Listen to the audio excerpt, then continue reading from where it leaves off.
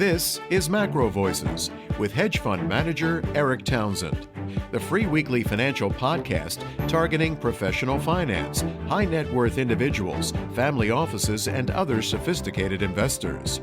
MacroVoices is all about the brightest minds in the world of finance and macroeconomics telling it like it is, bullish or bearish, no holds barred.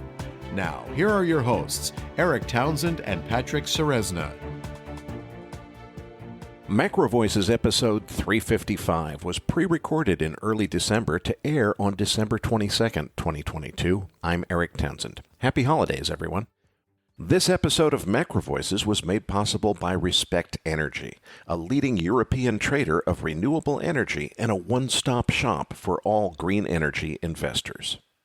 We're taking this week and next week off to give our production staff time with their families this holiday weekend. So we'll be deviating from our usual show format to bring you our two-part 2022 year-end special. The theme of this special series is nuclear energy and how to invest in it. There will be no crude oil update or postgame segment this week or next. Then we'll return to our usual show format on January 5th. My guest for this week's feature interview will be nuclear engineer Mark Nelson, and the focus of this week's episode will be understanding all things nuclear energy.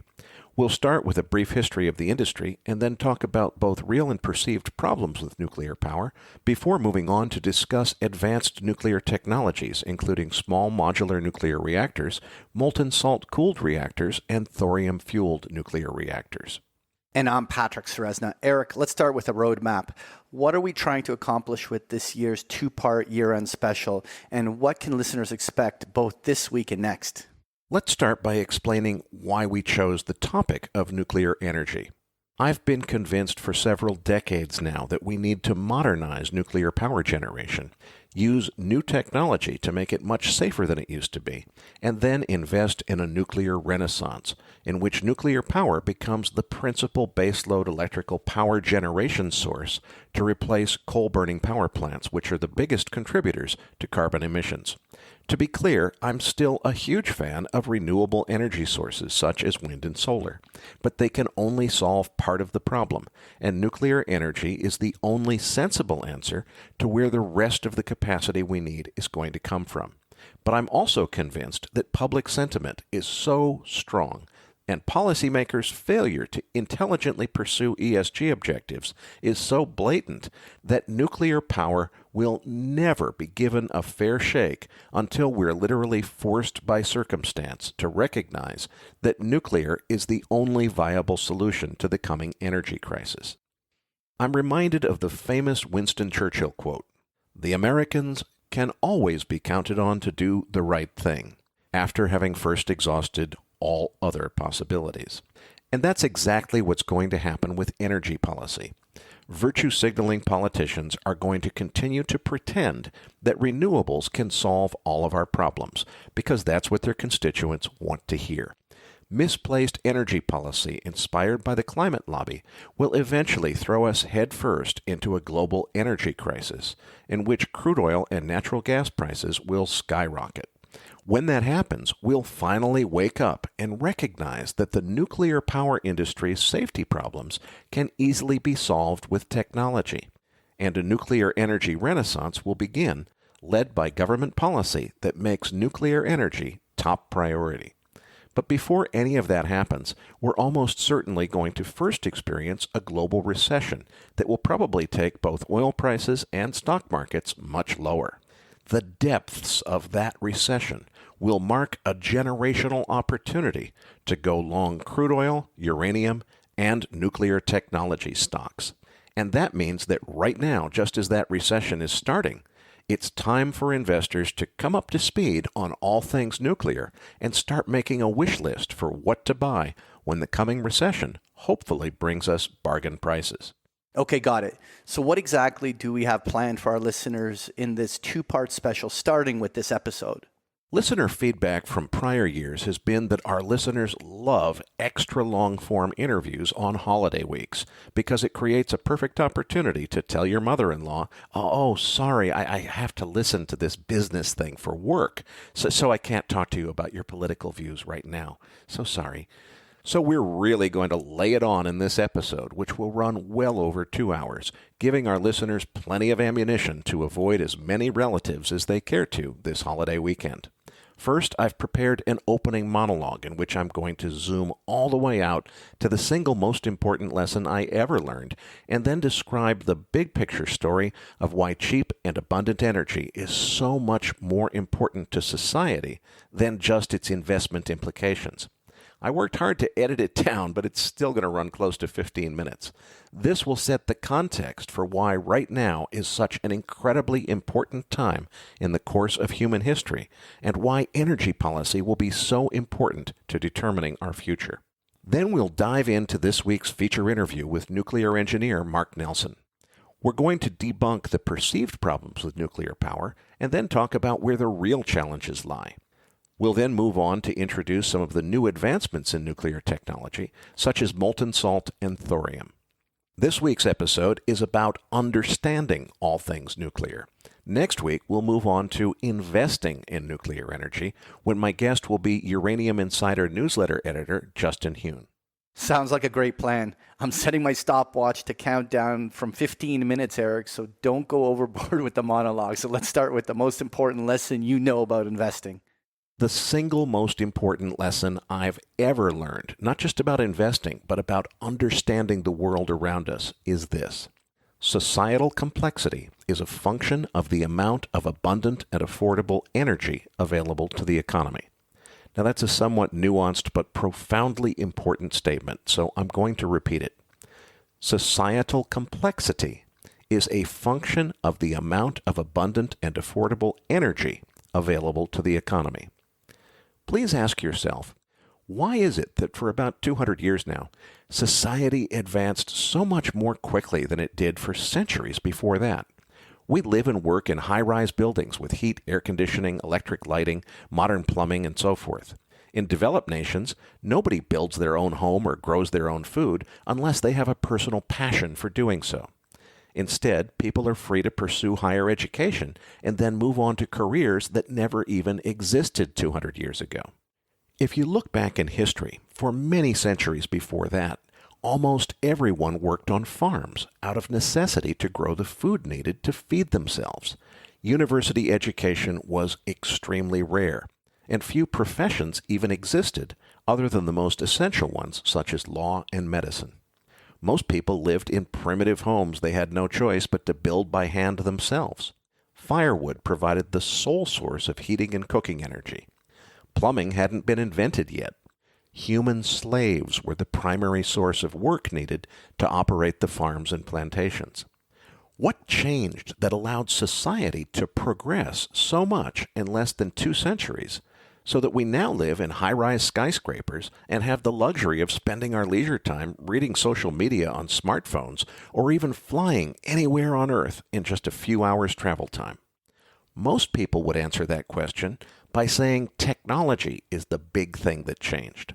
The Industrial Revolution, and then the semiconductor and computer technology revolution culminating in the development of the modern Internet, are what most people perceive to be the primary drivers of this accelerated pace of advancement of human society over the last 200 years. Now, there's some truth in that answer, but technology is actually a second-order effect, not the driving force. The true underlying reason that humanity has made so much more progress in the last 200 years than it did in the 500 years before that is a marked increase in the availability of cheap and abundant energy. With gasoline now costing more than $3.50 per gallon on average in the United States, it might not feel like energy is cheap right now. But when you consider that 1 gallon of gasoline produces the same amount of useful work as up to 482 hours of human labor, the right way to think about the cost of energy now versus 200 years ago is that a single gallon of gasoline costs $3.50, while the equivalent 482 hours of manual labor cost nearly $3,500 at the current U.S. minimum wage of $7.25 per hour. Energy is literally 1,000 times cheaper than it would be if we had to pay minimum wage workers to do the work now performed by gasoline-powered machinery. And that's precisely the reason that societal complexity has advanced so much in the last 200 years, because of the availability of cheap energy to replace human labor.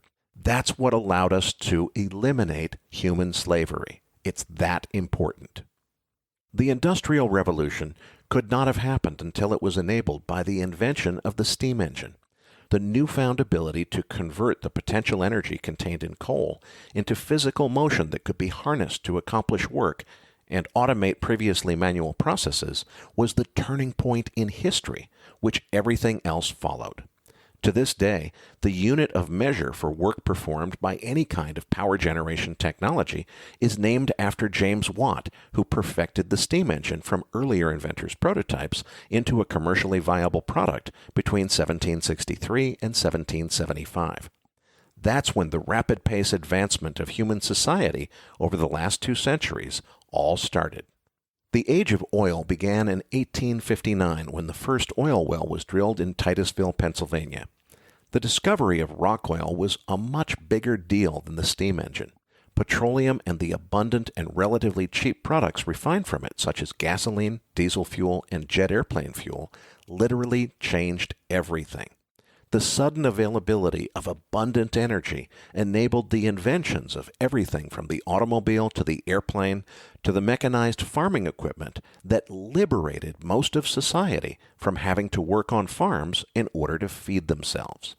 Advancements such as modern cities, public infrastructure, and high-rise buildings would never have been possible without modern heavy construction equipment, which is powered by diesel fuel refined from petroleum.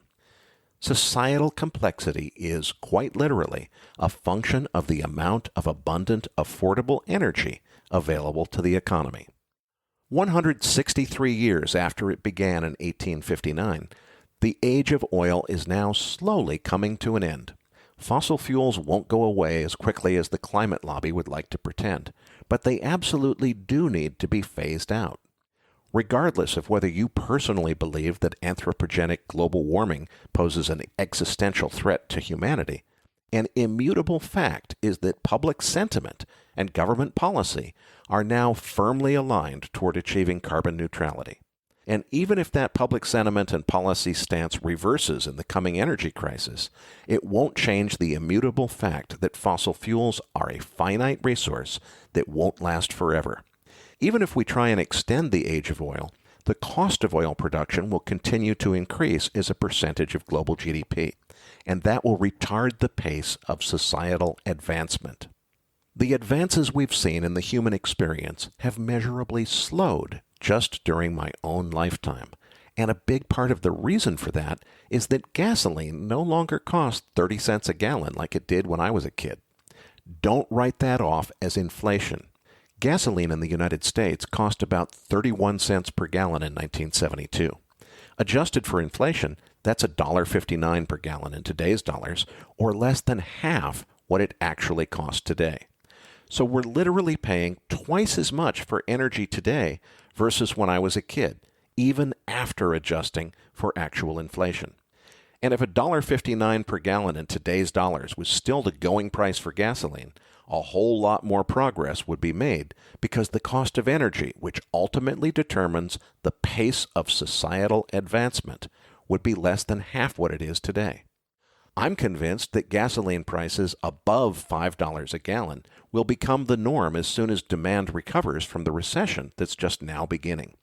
That implies that once we're out of recession, energy will cost at least 3 times what it cost when I was a kid, even after adjusting for inflation. That directly translates to societal advancement slowing to 1/3 of the pace it advanced during my childhood. How many years are left before energy derived from petroleum becomes prohibitively expensive is a matter of debate, but at this point, it's an academic debate. What can already be said with certainty is that transitioning the global economy away from oil and gas in favor of something new is going to take longer than we'll be able to continue producing affordable petroleum products. That's why a global energy crisis is unavoidable in coming years. The climate lobby and virtue-signaling politicians are fond of pretending that renewable energy sources such as wind and solar are going to solve everything. Simply put, that view is ignorant and misinformed. It's long past time to stop allowing emotion and hope to cloud immutable, scientifically provable fact. Renewables are clearly important and desperately needed sources of energy, but they cannot ever and will not ever replace more than half of the energy now derived from fossil fuels. For humanity to advance, we need to come up with a viable, realistic strategy for replacing the energy now supplied by oil, gas, and coal. And we're already way past late in getting to work on building out a new energy infrastructure to allow humanity to move beyond fossil fuel dependency. It's time to decide what the next big thing will be to follow oil, gas, and coal on the energy stage, and to begin the process of transition. Renewables only solve part of that problem. This planet simply cannot support 8 billion human inhabitants without the amount of energy we now derive from fossil fuels. And our elected officials are rushing to phase out fossil fuels in order to appease the climate lobby before phasing in a viable replacement. That's the real inconvenient truth that nobody dares discuss. There aren't many viable options for replacing baseload power generation, which today is primarily enabled by burning coal. While society has become entranced with visions of a future in which most vehicles are electric, nobody stops to consider where all the electricity needed to power those vehicles will come from. Every bit of energy now supplied by gasoline and diesel fuel will need to be replaced with new electric generation capacity we simply don't have yet. So truly phasing out fossil fuels will take much longer and cost much more than almost anyone realizes. What will replace coal for generating the electricity we already generate now? And how are we going to generate enough additional electricity to power all those electric vehicles that are expected to replace gasoline and diesel-powered vehicles? That's arguably the single most important question facing humanity right now, and few of our elected leaders fully understand the issue. Renewables will definitely play a big role, and an important role, but they will never solve more than half of the problem. I'm only aware of 2 plausible solutions for baseload power generation on the scale we're going to need it. One is so-called deep geothermal, but that depends on not yet invented technology. To make geothermal work on the scale needed to replace fossil fuels, we'd have to first figure out how to drill tunnels in 400 degrees Celsius granite, miles below the surface of the Earth. There are efforts afoot to invent that drilling technology for that exact purpose, but so far it's just a dream, and most geologists see it as a monumental challenge. The other plausible solution is nuclear energy, which has been around for decades but has an utterly abysmal public perception problem. Even in the face of an oncoming global energy crisis, countries like Germany, which is a well-known leader in science and engineering, are working to decommission existing nuclear power generation plants rather than to build new ones. Something's going to have to change, and change in a really big way. Unless there's a breakthrough in deep geothermal or some other new technology that I'm not aware of, my hypothesis is that the coming energy crisis will force the world to realize that nuclear energy is our only remaining viable option. Until very recently, public sentiment was so universally opposed to nuclear that no progress could be made. The tide is already starting to change, and my prediction is that the floodgates will open when the coming global energy crisis raises gasoline and diesel prices to well over $10 a gallon in the United States and much higher than that in Europe. Domestic electricity prices in Norway are already as much as 10 times higher than they were a few years ago. And when the rest of the world experiences a similar escalation of energy costs, attitudes will change and change fast. So I think a massive nuclear energy renaissance is going to be the likely outcome of the coming global energy crisis. But to be clear, I'm no fan of those in the nuclear industry who are dismissive of entirely legitimate concerns about nuclear power plant safety, nuclear weapons proliferation, and nuclear waste disposal. These are very real and legitimate concerns, and they must be dealt with. But the more I've learned about the current state of the nuclear power industry, the more I've come to realize these problems are all surmountable with recent developments in advanced nuclear technology. Should we encourage building more early-generation pressurized light-water nuclear plants like the ones that melted down at Fukushima Daiichi? I say, hell no. If anything, we should be forming a plan to decommission those 1960s technology nuclear plants just as soon as we can possibly afford to.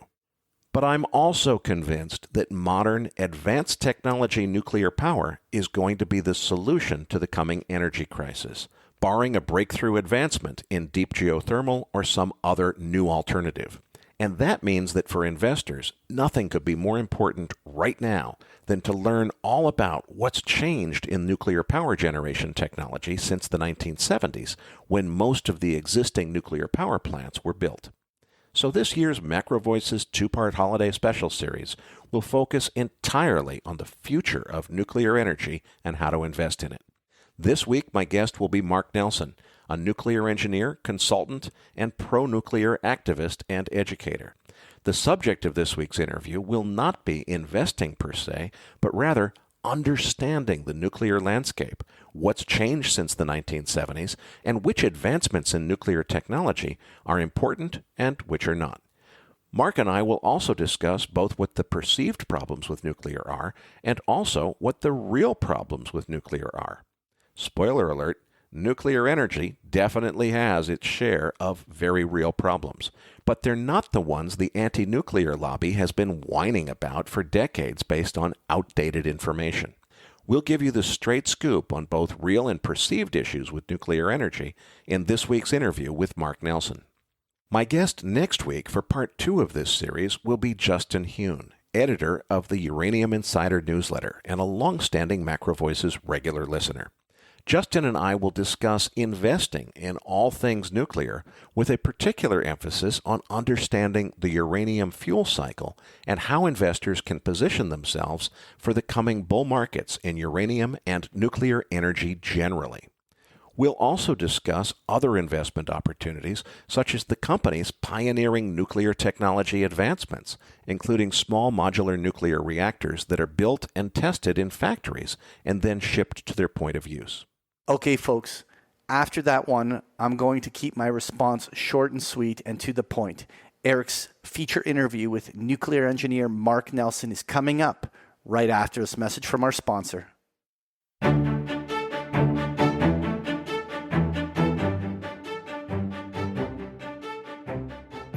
If you invest to bring about a world powered by green energy, you should meet Respect Energy, a leading European trader of renewable energy that serves as a one-stop shop for green energy investors in Europe. Respect Energy brings together independent power producers, accredited and institutional investors holding assets in renewables, or undertaking investments in new green energy production, such as wind and solar photovoltaic power plants.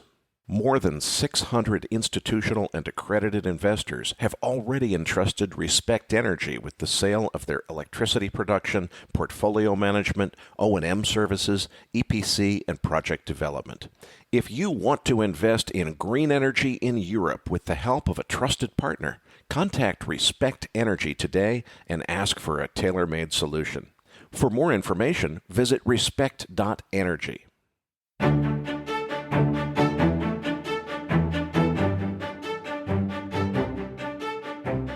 And now, with this week's special guest, here's hedge fund manager Erik Townsend. Joining me now is Mark Nelson. Mark is a nuclear engineer and consultant to the nuclear industry and also something of a pro-nuclear activist. Mark, it's great to get you on the program. I don't normally ask MacroVoices guests about their personal background because they're mostly well-known figures in finance and their bios are available to interested listeners on our website. But your background is quite a bit different from our usual guest. So let's start by setting the Wayback Machine to 2011. You were a young man in the enviable position of having earned a scholarship to attend graduate school at Cambridge University and needed only to choose your major. Then you saw the same YouTube video that I saw around the same time, produced by a former NASA engineer named Kirk Sorensen. Tell us what that video was about, how it changed your life, and where it led you.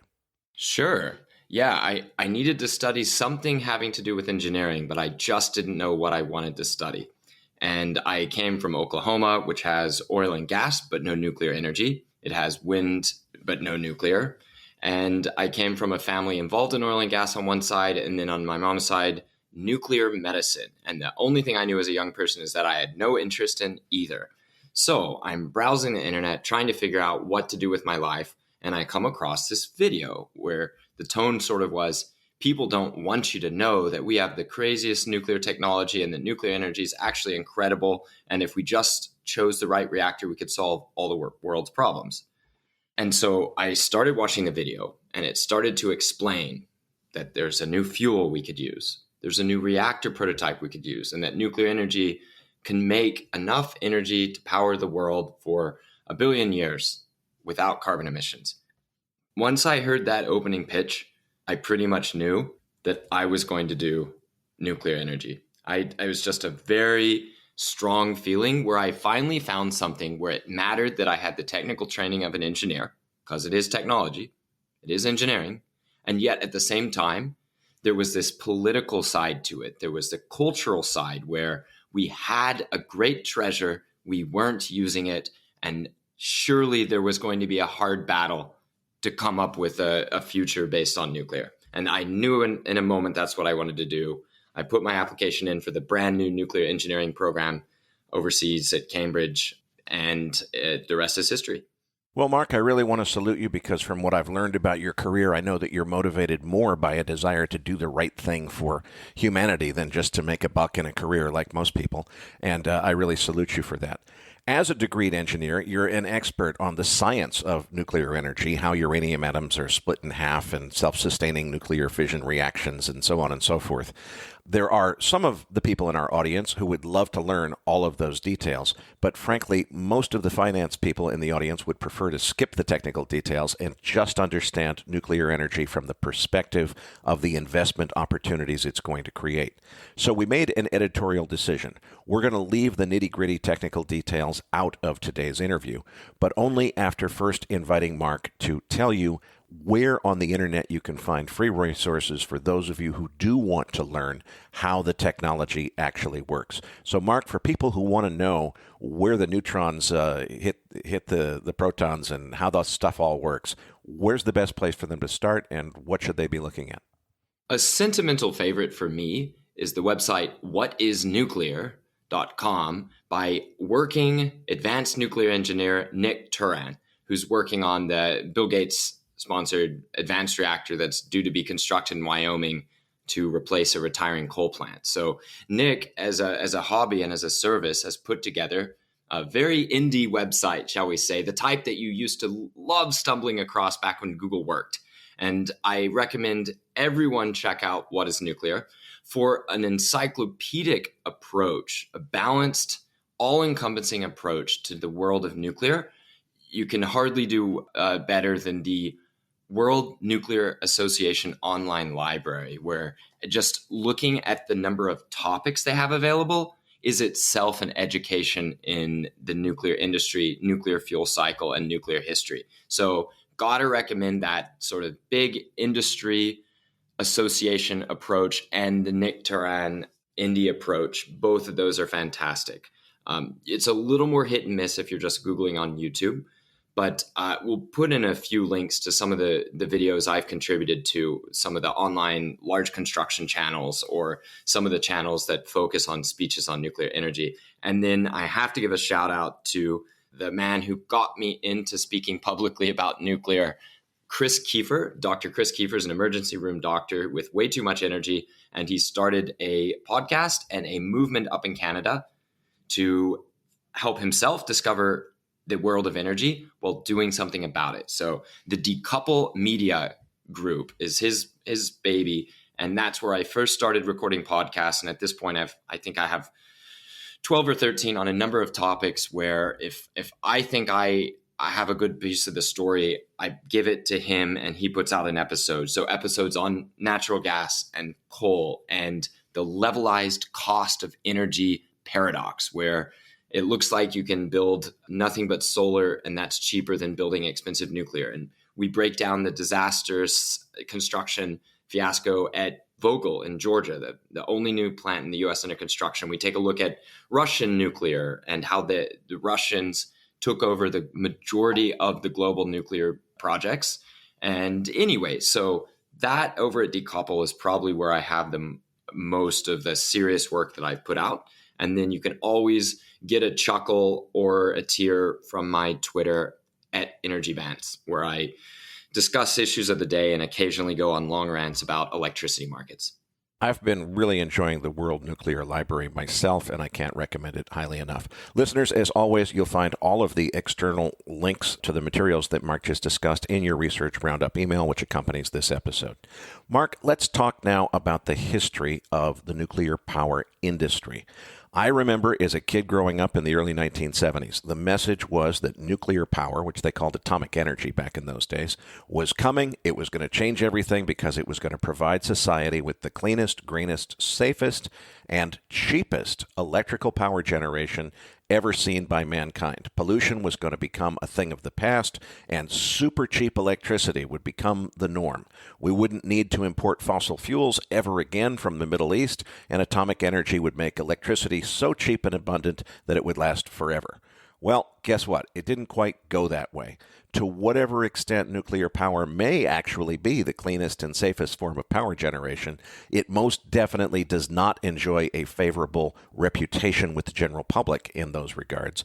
And when it comes to the claim that atomic energy would be much cheaper than burning fossil fuels like coal to make electricity, well, that just plain didn't happen like they promised it would. So please give us the history of the nuclear power industry. What are the main events that investors need to understand in order to navigate this landscape of, how come those promises weren't fulfilled in the 1970s, and what are the new developments in the industry today that we need to understand? Great intro, and I certainly have had the too cheap to meter thrown in my face more times than I can count. And it's funny that you get that, because a lot of the arguments that renewables are taking over goes along the lines of, well, we're going to have so much daytime electricity that we'll need to throw it away. But no, you can't have it for free because we have to pay for the upkeep of the grid. So there's a combination too cheap to meter that plus you have to pay more for your electricity that ends up meaning power that is too worthless to meter. And yet when it turns off, power is too precious to afford. So not to try to say that other people have it worse, but nuclear did deliver on aspects of its promise in ways that are underappreciated. Here's one. Nuclear electricity in almost every place in the world is cheaper than burning fossil fuels, but it doesn't mean you get the reactor for free. It just means the fueling, upkeep, and long-term operation is the cheapest form of available energy. In Germany, for example, they optimize their newest reactors, the only ones they still have running. They optimize those reactors for very low staffing and extremely cheap, secure, ongoing operations. Sure enough, their nuclear power costs about 20 euros per megawatt hour going forward, whereas their fossil fuels are costing between 100 and 400 euros per megawatt hour just for the fuel alone. For the fuel alone, it's up to 10 to 20 times more expensive than their nuclear plants. So I'm going to push back, Eric, and say that if you look at the details, nuclear did deliver, but that doesn't mean we had permission, approval, or ability to build as many plants as we needed to be, for everybody to be as reliant on nuclear as some of the leading countries of the world. So in terms of what it would take to get back to that point, well, that's a long discussion, but in short, there has to be a program and an effort by a nation to decide to get that much nuclear, because in order to replace that much of your power with nuclear, somebody is going to lose out. Existing players are going to have to step aside, and that's where the battle gets quite fierce in policy circles. One of the things that did go wrong in the 1970s nuclear build-out was most of those projects were just dramatically way over budget. And you don't have to look any further than the Vogtle project in Georgia that you already mentioned to see that not much has changed today. We've still got massive cost overruns in these projects. What's the story there? What is it going to take to get to the point where we can create nuclear energy and stay on budget while we're doing it?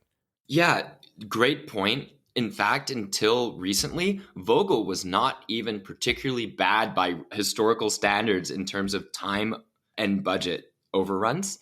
I mean, that is not a justification. That is not acceptable. I'm not making an excuse, just noting that the crown jewel assets of our strongest utilities are nuclear plants that themselves were as big a fiascos to build as Vogtle is today. We were just doing a bunch of them at a time, and now they just work extremely well in the background and nobody really notices them. And they'll keep working for up to a century, maybe more.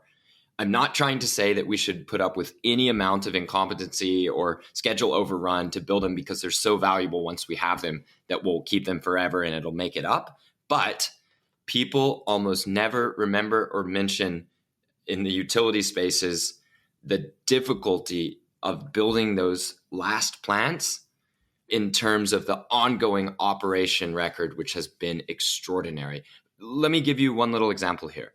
The construction of Diablo Canyon Nuclear Plant in California was costed out and justified on the assumption that 75% uptime was going to be your max for the reactor, that you would get, say, a capacity factor of 75%. Your total full power hours would be the equivalent to that, 3/4 of the time. But instead, the reactors are lasting much longer than expected at a capacity factor of 90% and above, which completely changes the game, even when under the rosy projections of the past. Now we just adjust our expectations. We expect nuclear to be that good, and when it doesn't perform that well, then we ask, what's wrong here? Why is it doing so poorly?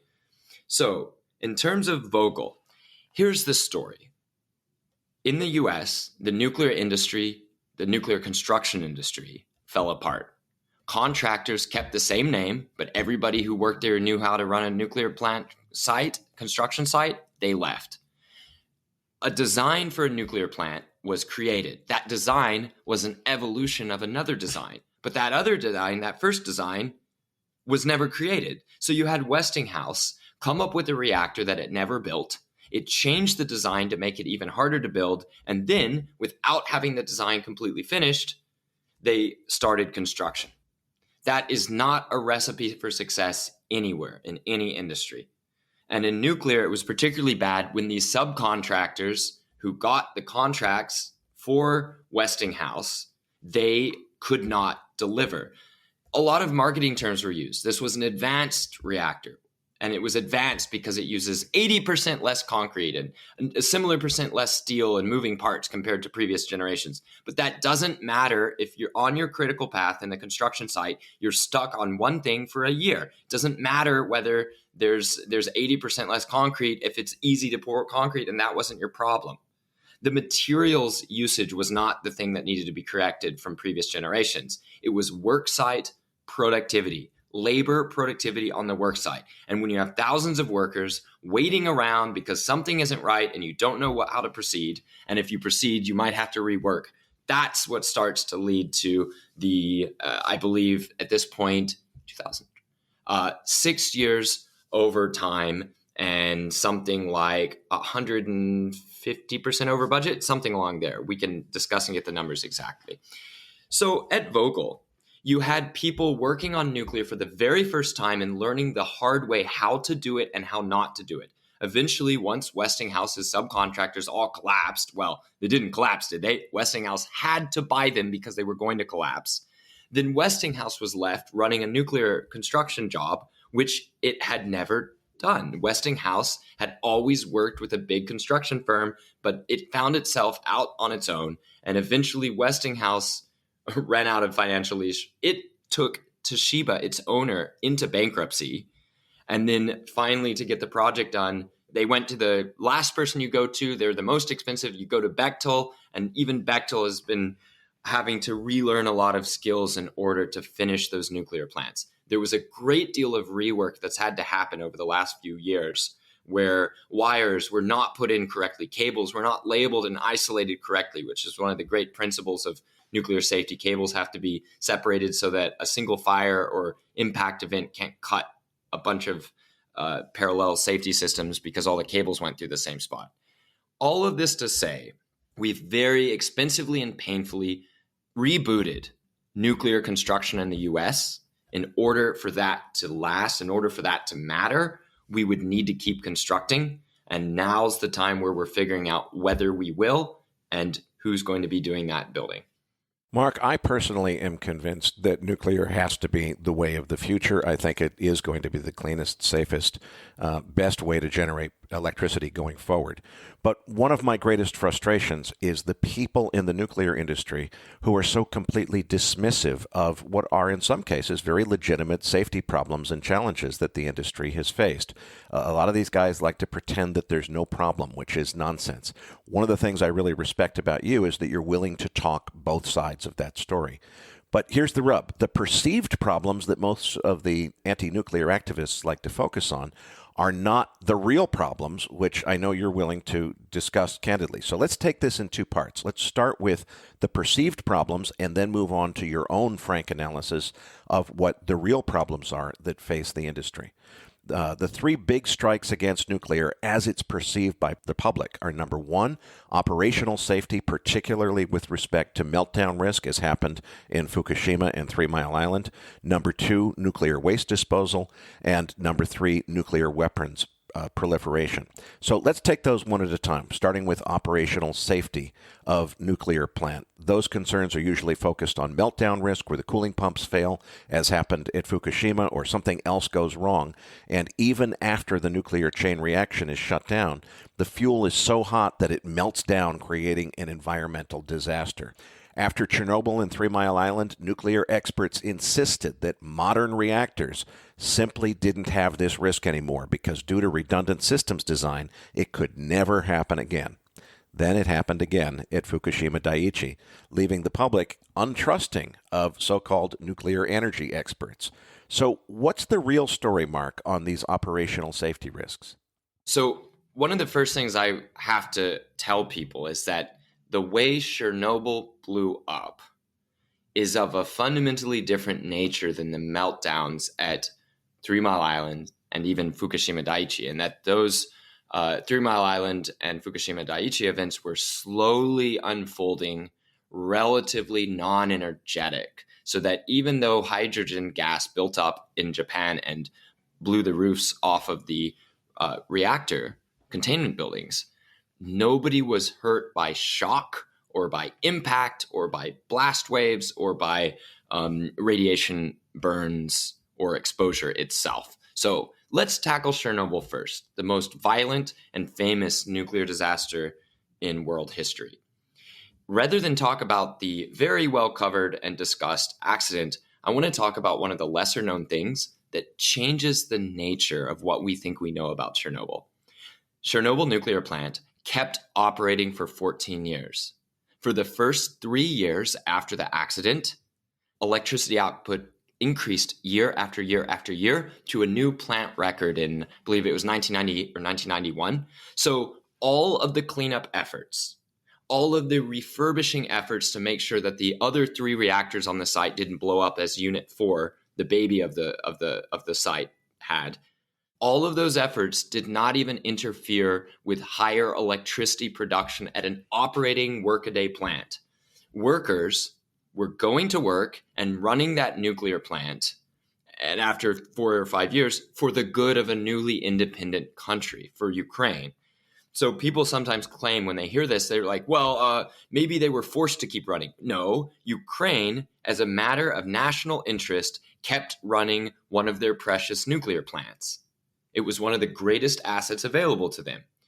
The only reason that Chernobyl nuclear plant closed down in year 2000 is that pressure from Europe was so severe, and the amount of money being offered to the Ukrainian government to shut down the power plant so great that they finally said okay. The president of Ukraine in 2000 said okay, and over the protests and disappointment of the workforce, shut down the plant and turned it into a big cleanup project forever and ever. Big make work project in some ways, reasonable environmental amelioration in other ways. And now I'm sure Ukraine would be very happy to have the electricity production. But as it is, other plants of the same design as Chernobyl are in operation in European Russia today, powering multi-million person cities.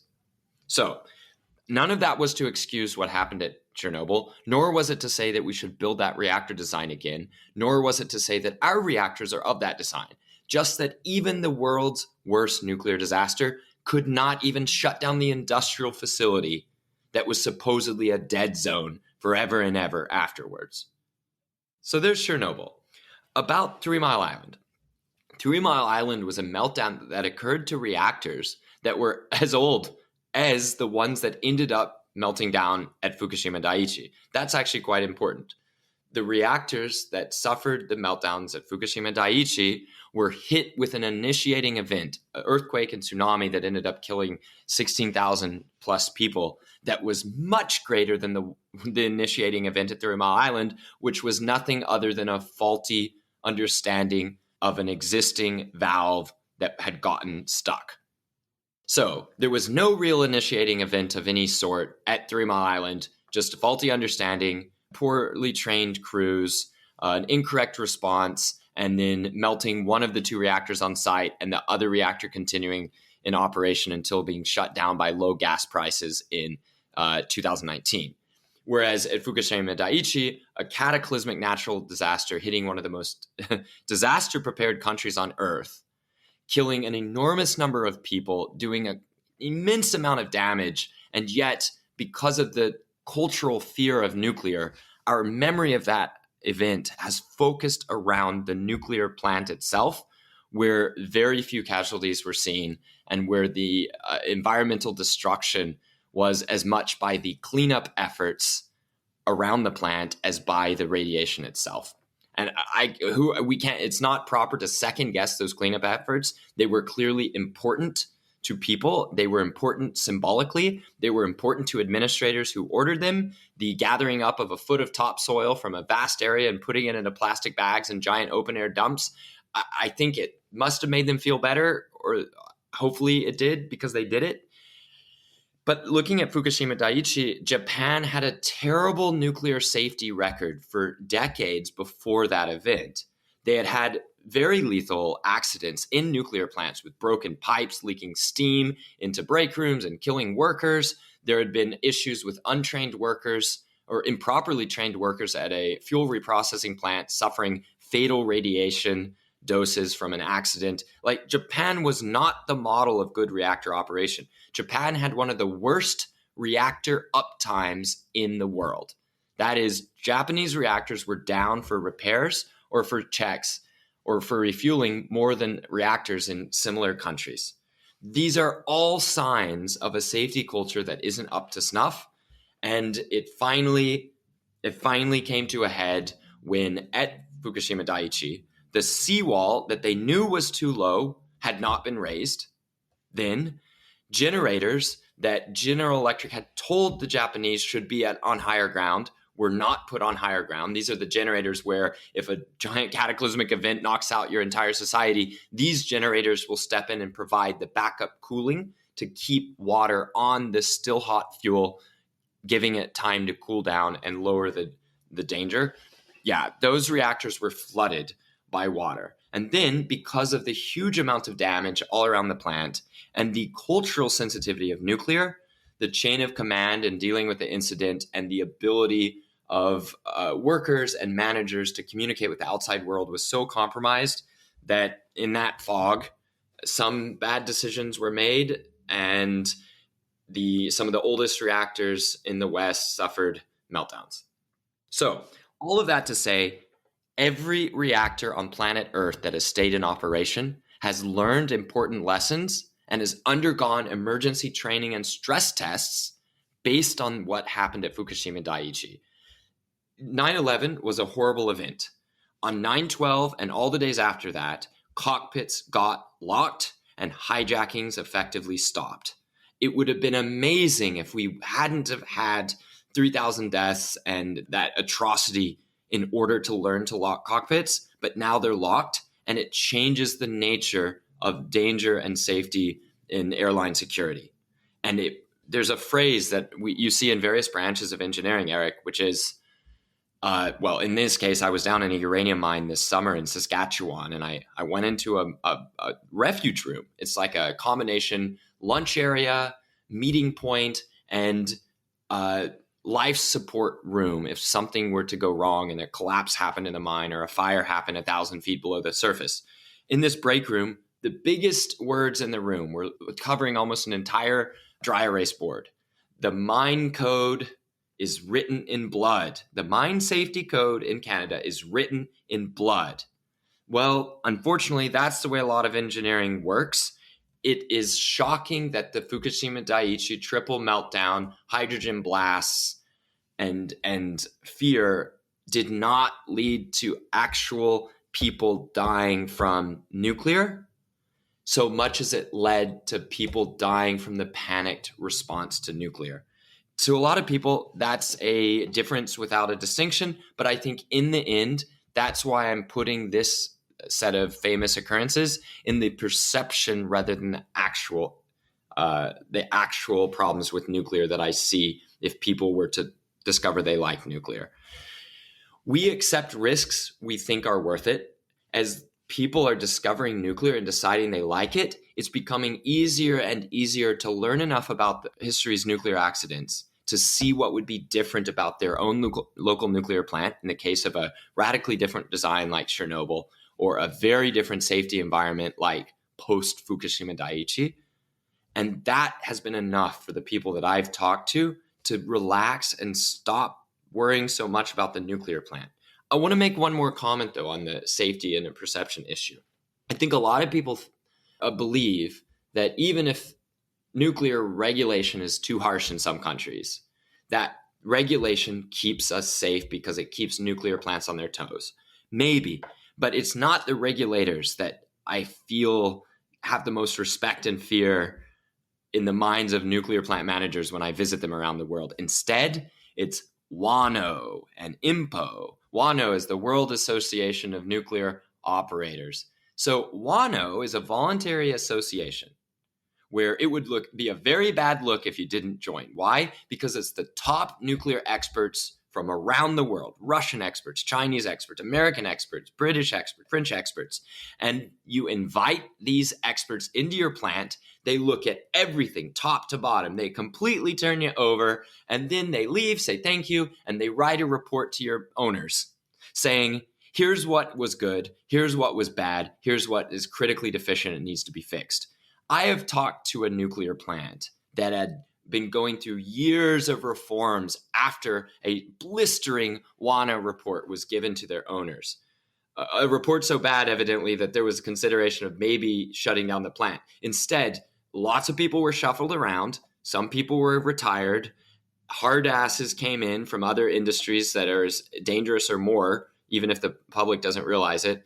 And then reform happened, and the nuclear plant then got glowing reviews on subsequent safety visits. That has nothing to do with the regulators so much. It's the self-regulation and cooperation, the peer pressure of the nuclear industry itself that does come out of this perception that a nuclear meltdown from a rotten safety culture like pre-Fukushima Daiichi Japan can destroy nuclear businesses on the other side of the globe. Everybody has skin in the game. Everybody's in it together, whether it's Rosatom under Putin, or it's a privately owned nuclear operating company in the northeast of the U.S. that only has one plant. Everybody, for better or worse, is in it together to solve this perception of safety by actually making it to where nobody dies in a nuclear plant ever again. Mark, let's move on to the topic of nuclear waste disposal. Many of us have images in our minds of the so-called Superfund cleanup sites where 55-gallon drums of incredibly toxic chemicals were discovered buried underground in these landfills. And after a few years, the steel drums rusted through and the toxic chemicals leaked out, went down and polluted the water table, poisoning entire populations of people. We're told then, you start with that image in your head of a thin, steel-walled 55-gallon drum, buried in a landfill. And then we're told that this nuclear waste stuff can stay radioactive literally for millions of years. And that leads a lot of people to just question, well, how long before the 55-gallon drum that's buried in rusts through and it leaks out and something goes wrong? More recently, fears have arisen that spent nuclear fuel could be stolen from nuclear waste storage facilities and used by terrorists to make dirty bombs that could render a small city completely uninhabitable due to radioactive nuclear waste being splattered all over the countryside. So what's the story on waste disposal? So first I have to talk about those 55-gallon drums. Highly radioactive nuclear waste does not sit in those.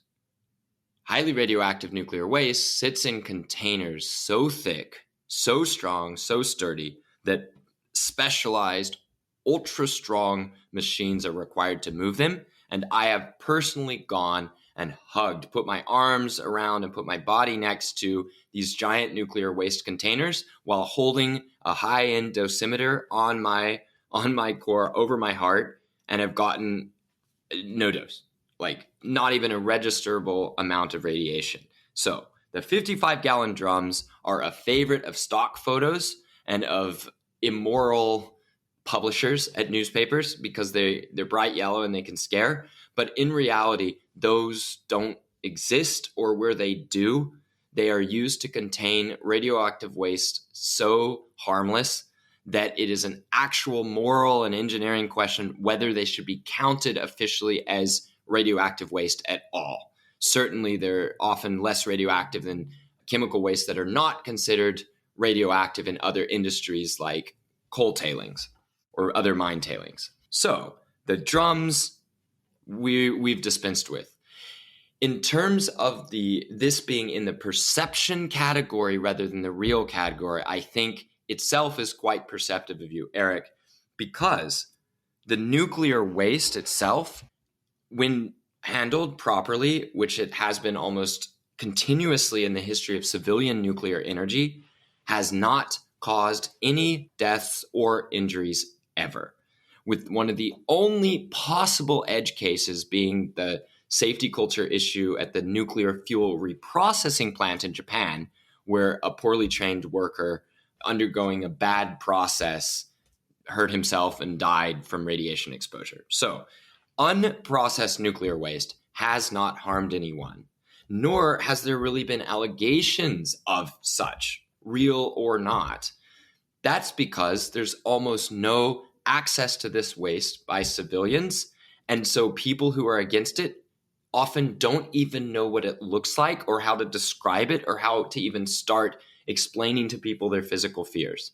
It's a phantom fear for this reason, that if you ask somebody who doesn't like nuclear waste to describe for you what nuclear waste looks like and what form it takes, 99 times out of 100, they will struggle severely, need to consult sources, and suddenly be confronted for the first time ever that nuclear waste is not in a 55-gallon yellow barrel with a nuclear symbol on it.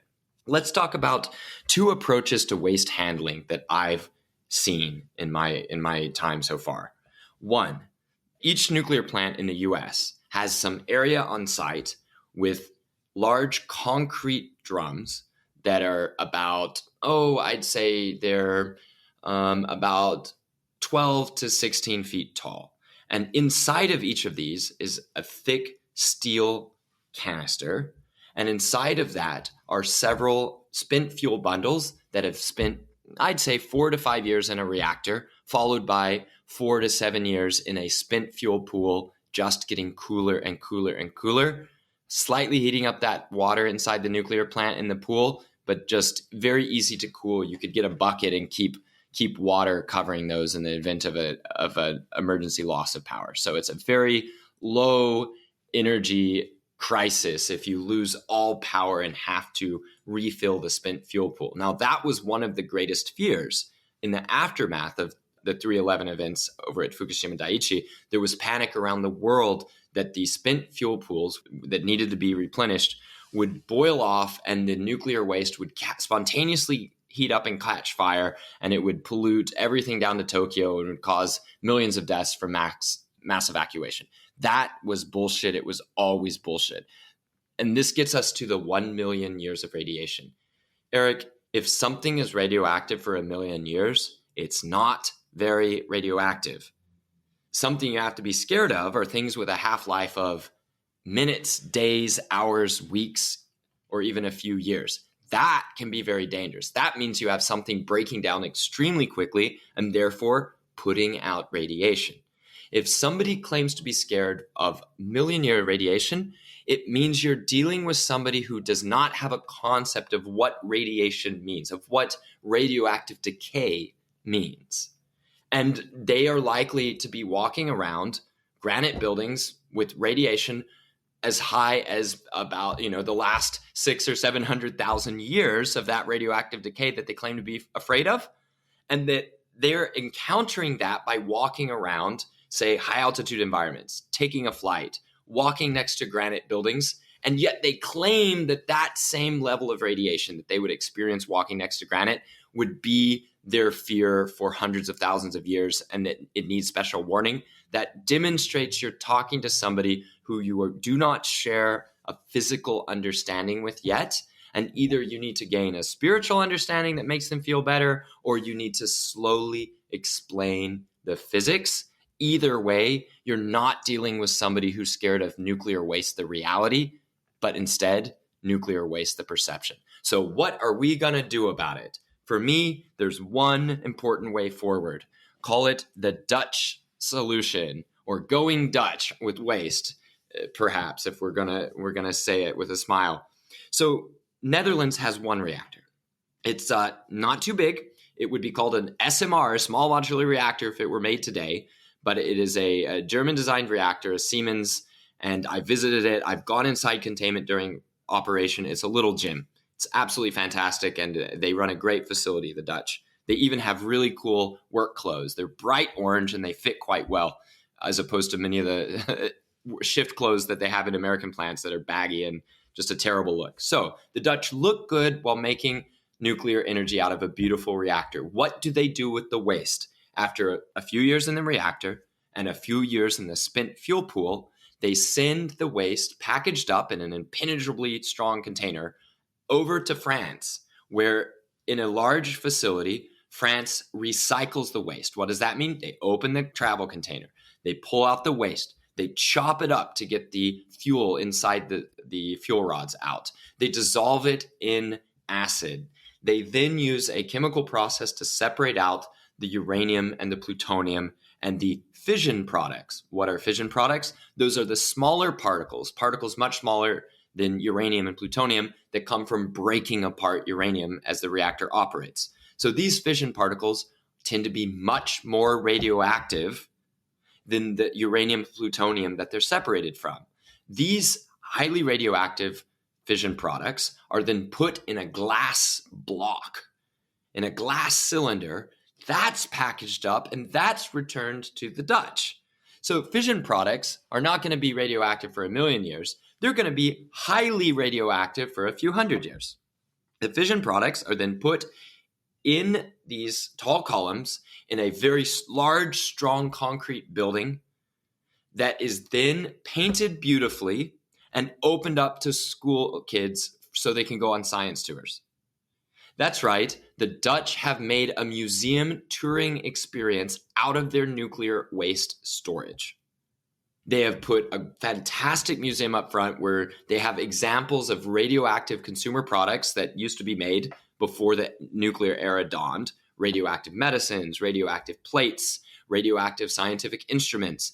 Then my favorite part of the museum tour, they have a cloud chamber where they show you the fabric of the universe in front of your very eyes. You see cosmic rays shooting through in a dark room. You're looking into this glass cube where you can see, because of the illumination in the cube, making any bubbles that happen to come in that cube show up.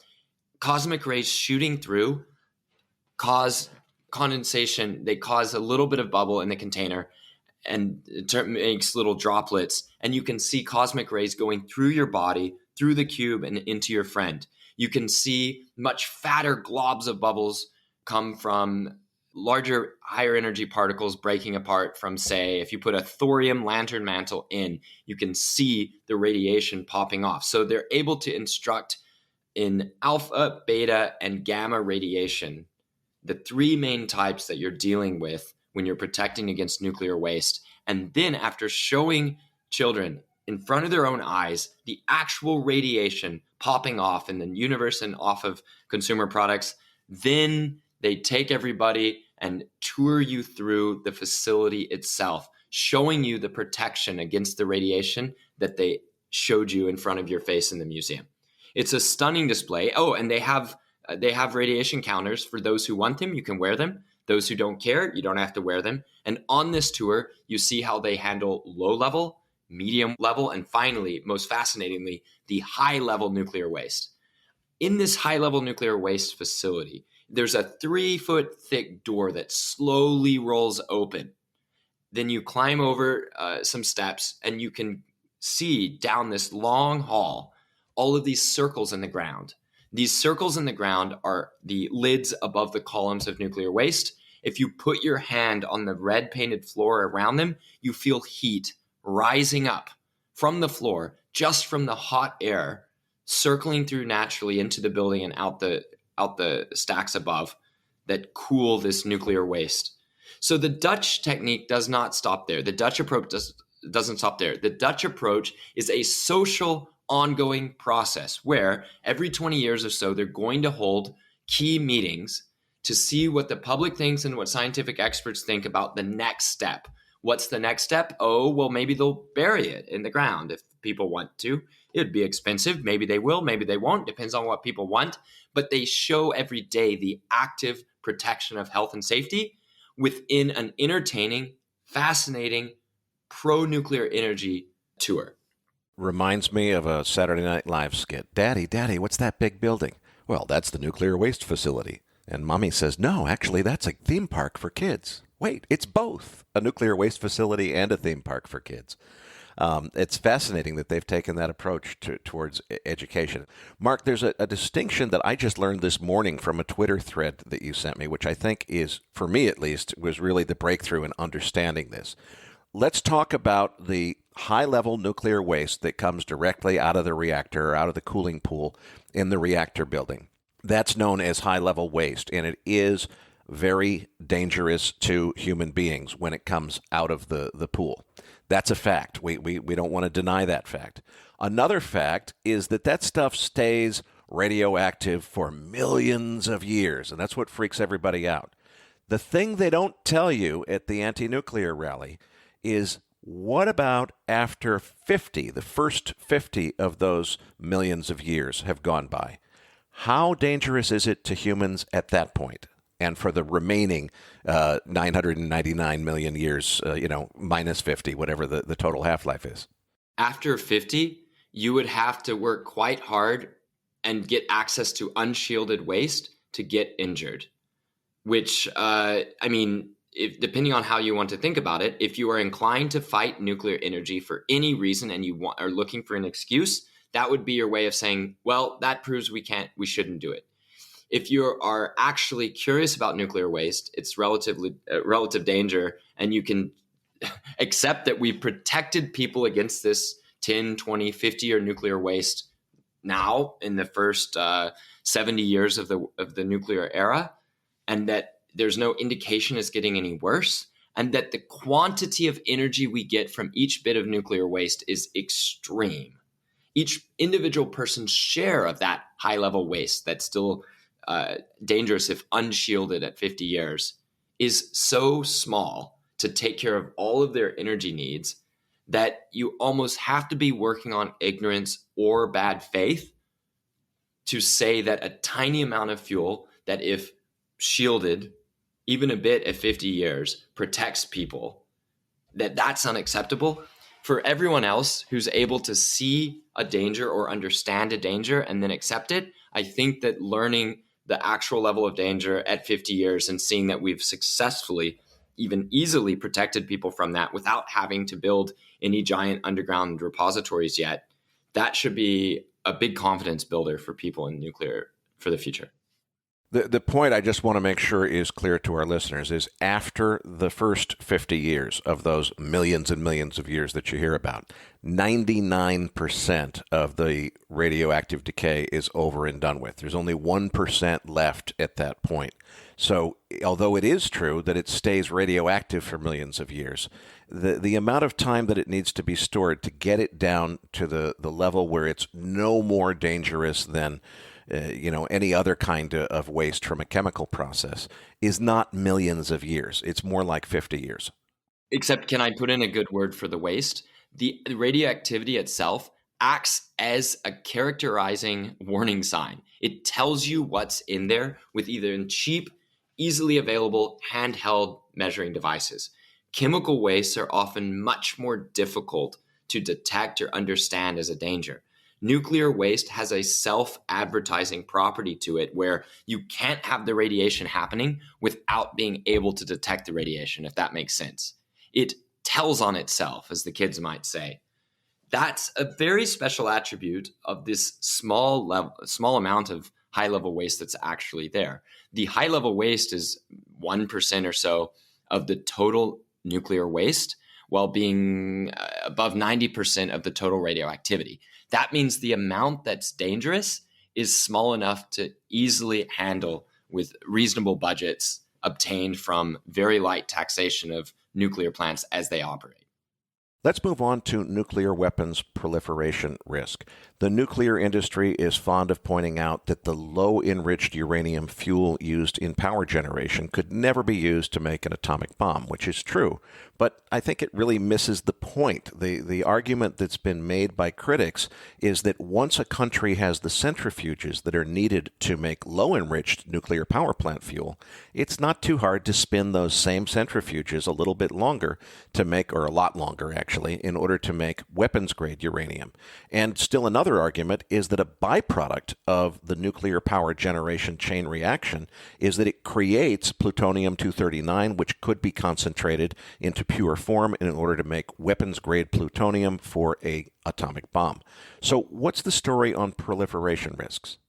Nuclear waste is not a good source of proliferation risk. For one, countries are in two categories, those with nuclear weapons and those without. Within the nuclear weapons category of these 9, there are those who are the original havers of nuclear weapons, which means they're in a special kids club. They get to eat at the adults' table. They do not have to undergo inspections of their facilities for proliferation reasons. Instead, they are the ones that help undertake the inspections of everybody else's facilities, those who don't have weapons. Now, of the countries that have that centrifuge technology, almost all of them are ones with nuclear weapons. One of the only cases where this isn't true is Iran, which is why we hear about Iran on the news and have for a decade now. They have centrifuges. They say it's their right to have them under international anti-proliferation law, which is technically true. But then they do not want so many inspections, and they want the ability to have the material such that that extra spinning time you talked about, that extra centrifuge time, is as short as possible to make material that could plausibly then be used in nuclear weapons. So Iran is at the center of this argument, but there's such a limit on countries having an excuse for these enrichment devices and access to them that's what makes Iran a special case. Other countries that proliferated tend to do it without enrichment. Instead, they used fuel coming out of very specific reactors, not power reactors, reactors designed to produce fuel for nuclear weapons, or alternatively, reactors not built for power, but for research purposes that were abused to make material for nuclear weapons. This all should indicate there's a relatively weak connection between nuclear infrastructure for civilian power and the choice to proliferate, which often doesn't even use the same equipment. I will argue in defense of the people, the anti-nuclear folks who say they're worried about proliferation. Administrators, scientists, and engineers sophisticated enough to run a nuclear energy program are likely to be sophisticated enough to, if the desire is great enough, work towards a nuclear weapons program. Here's another way to put it. Almost every single country that has nuclear energy worked on a nuclear proliferation program at the same time that they built their plants. So countries like Sweden or Spain or Finland, all of these countries got nuclear reactors during a period when they were also working on nuclear bomb projects. The vast majority of them gave up the nuclear bomb projects while keeping the nuclear energy. That's perhaps an issue for a longer discussion. And the reason I'm saying all that is because the urge to protect oneself, to protect one's economy from manipulation, from trade blockades of fuels, to protect oneself in the case of war, those are similar instincts. And it's not clear that the nuclear energy is the path towards the desire for the nuclear bomb, rather that the desire to protect one's home and hearth leads one towards nuclear technologies, even if there are very different paths towards the defense and the civilian energy. The feeling so safe that you don't have to protect yourself with either nuclear energy or nuclear bombs leads to a Europe where America's protection of nuclear bombs over Europe led to an environment so safe that not only did countries give up their nuclear weapons program, which of course reduced proliferation, but they eventually gave up their own energy supplies and got natural gas from Russia instead, completely forgetting any good sense of history, of self-preservation, or of being good neighbors. So I don't know exactly whether you can say that, no, there will never be nuclear proliferation ever again in world history, just that a feeling of security leads to countries maybe not wanting nuclear energy or weapons, and a feeling of insecurity can induce directions towards both. The overlap between the two is the weakest part. We've covered the perceived risks of nuclear technology, Mark. Let's move on now to the actual real risks that you perceive to exist, even though the anti-nuclear lobby is not talking about them. It is a fundamental fact that nuclear energy takes a lot of talented people cooperating over long periods. If there's not enough talented people, if there's not enough trust and cooperation, if there isn't excellence to be had in either government or private industry, then nuclear is just maybe too hard to do. And countries are not going to be able to do it. They'll get whatever you get if you don't get nuclear, but they won't get nuclear because it's too hard. An example I'm thinking of as I sit here in downtown San Francisco, construction projects in San Francisco are chaotic wrecks. Things like putting in a bus lane can take 10, 15 years and hundreds of millions of dollars. Putting in a bus lane and making it red, putting in signaling lights, that can lead to hundreds of millions of costs and a 15-year process to get it done. One of the classic examples people bring up is that Golden Gate Bridge, one of the masterpieces of engineering in all of world history, both in terms of beauty, utility, and design excellence.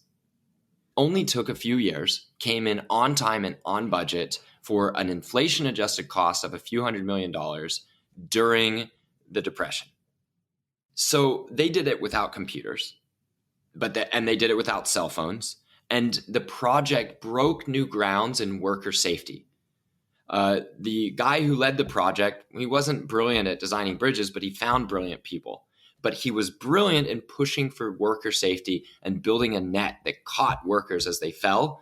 There were almost no casualties on that bridge, extremely unusual for construction projects at that time in America, and even would be unusual even in some countries for large construction projects today. So how did we go from being able to build that bridge so quickly and so well to construction projects of any type taking an extremely long time and having risks of not being ever completed. That is something nuclear will have to deal with no matter whether you have SMRs or you have small reactors or large reactors. If you claim your reactor is going to be built in a factory and shipped to site, every different design is going to have its own challenges and will require talent, excellence, some amount of patience, and courage to get going after our existing construction projects have been so far behind. Nuclear involves people. It involves trust. Nuclear is as big as society. If you cannot ask anything of society and you cannot count on society, it may become difficult to count on nuclear. Mark, are there any other real problems that we need to understand relative to nuclear? Yes. There are some countries building renewables so quickly that the business model of building nuclear on the grid may be itself disrupted without actually leading to a good outcome for the grid if the nuclear isn't there. So, for example, there's a claim now that there is no such thing as baseload energy needs because we have power plants that deliver energy from the wind or from the sun, and they deliver whenever they want. And because they've already been built or they're so cheap, we're going to keep building them. Any power plants that get built to deal with the gaps in the solar and wind must have a self-sustaining business model that works around the solar and wind. So the claim is perhaps that natural gas turbines, where most of the cost of running a natural gas turbine is the gas you burn itself, and therefore, if you don't burn gas by turning the turbine down because the wind and the sun are high at the moment, that it doesn't destroy the economics of that gas plant as badly as it would a nuclear plant. Because almost none of the cost of running a nuclear plant is the fuel, then turning down a nuclear plant barely saves fuel, and it saves almost none of the cost of running a nuclear plant. So it's hard to imagine that a nuclear plant can be requested to turn off repeatedly for other energy sources and still stay in business. However, if the nuclear power is so valuable in the times that wind and solar are not producing, sometimes across entire continents or hemispheres at a time, then the nuclear plant may have a business justification so long as a new technology that provides enough of the advantages of nuclear does not arise. So one of the technologies that people have spotted coming is from a company called Net Power. They have a revolutionary type of natural gas turbine that operates in a different fashion from existing turbines. It takes in natural gas into the turbine into an environment of concentrated CO2. It burns the methane, the natural gas, within that CO2 environment and just creates a bit more CO2. The turbine spins, efficiently makes power, and then you just bleed off extra CO2 into a pipeline at high purity, and that's your waste product. So a natural gas turbine like this actually working well and providing you have a way to use that CO2 or take it away or deposit it in the earth with high assurance, that could give countries who simply do not want to entertain the thought of nuclear or have gone so far down the business path of intermittent wind and solar that they cannot justify nuclear for the time being, it may give a path around nuclear for those places that are able to make those turbines work and are able to dispose of the CO2. And crucially, we must mention in the middle of a global natural gas crunch, can get the natural gas needed for the hours of the year, for the chunks of the year where wind and solar isn't sufficient for needs. And then there's one more way I see nuclear going very badly.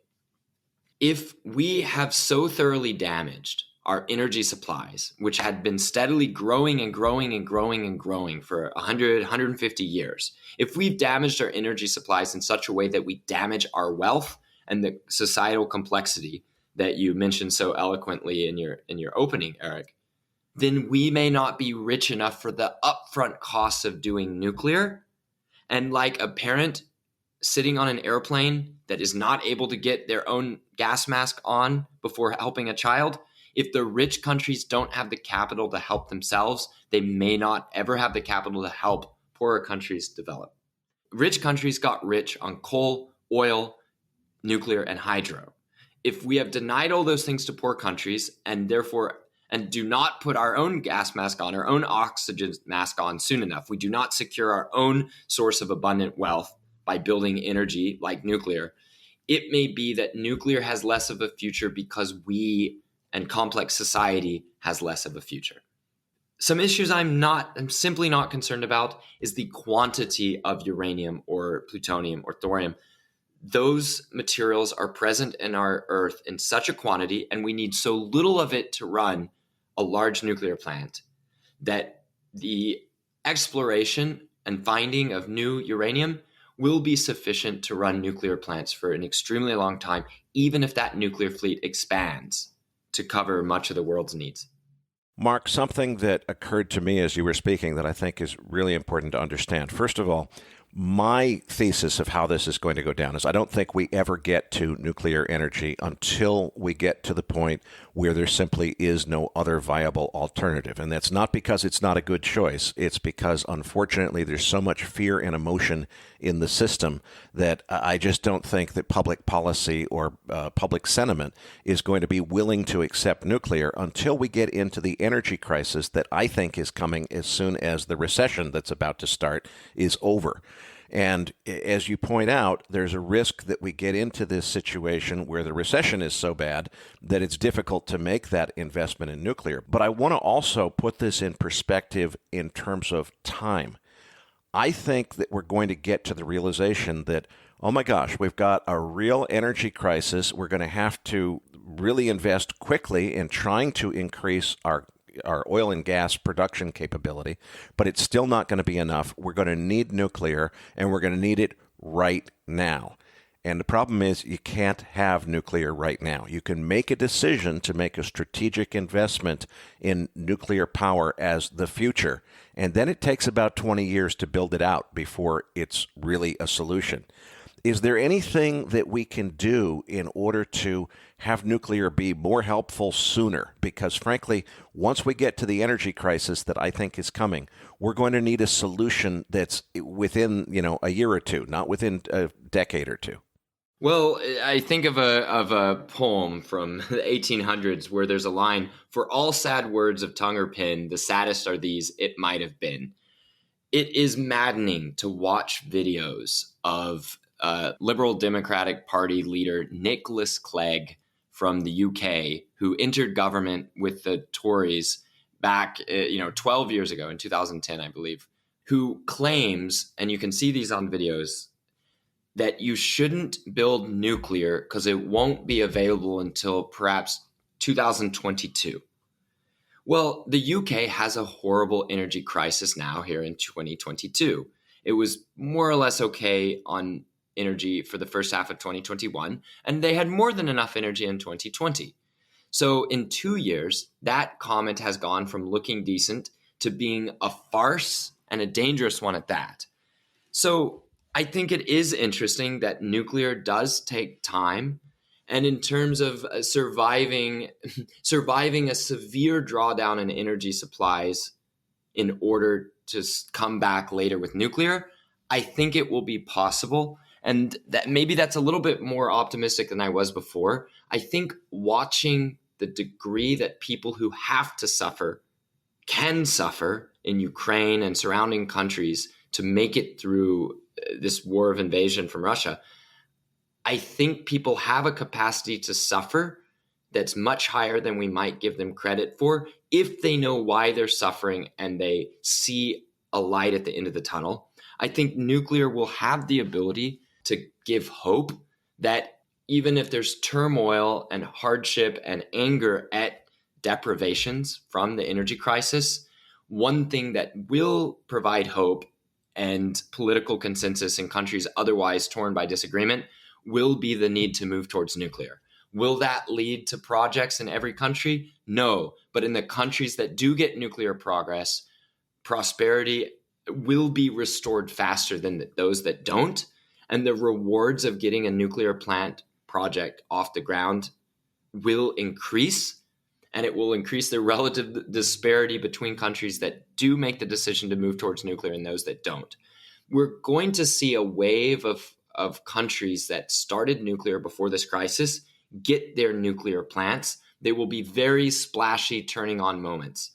COP28, the climate conference next year in the UAE, will heavily feature that country's now long-sighted prescient nuclear energy program, one that was attacked by many people in foreign press who were claiming that UAE just wanted a nuclear plant for strategic reasons, or maybe they were working on a weapons program, or maybe they're trying to get an edge over neighbors. Whatever it is, that program was started on the right time and is being completed in a timely fashion, and it will serve as a beacon of hope to other leaders in the world who are going to come into power after those governments that ushered in the energy crisis fall. So a little bit of cynicism and pessimism and optimism mixed together, Eric. But I think that after UAE, as countries like Turkey and Bangladesh and a few others bring online their Russian reactors, it will become abundantly clear to the non-Russian world that to be on the same level, to be able to offer something to countries that are getting those reactors from Russia, it will not be enough to make moral statements against Russia. You'll have to provide excellent nuclear products yourself, and that will lead to a push of those countries getting the same at home. Mark, we spoke earlier about the problem or perceived problem that nuclear waste poses. I want to return to the nuclear waste topic now, but from a completely different perspective, and that's the perspective of opportunity. There's a new process, or relatively new process, that the whole industry understands, but to my understanding at least so far, only the Russians have actually demonstrated and proven it in practice. The gist of it is that all of the spent fuel that's in storage from the last 50 plus years, or I guess it's 70 or so years of nuclear power plant operation around the world, all of that spent fuel isn't really spent. Somewhere between 1 and 10% of the energy in that fuel actually got spent in those early generation reactors that are not very efficient. At least 90% of the energy is still in the fuel, and it can effectively be recycled to make new fuel to power new reactors.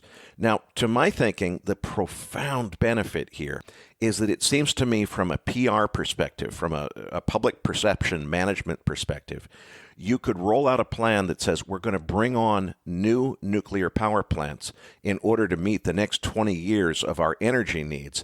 And in the process of doing that, not only are we not going to increase the total amount of nuclear waste storage globally by 1 pound over that period, but we're actually going to reduce it because these new generation reactors are going to burn a new kind of fuel, which is actually made by recycling the old fuel.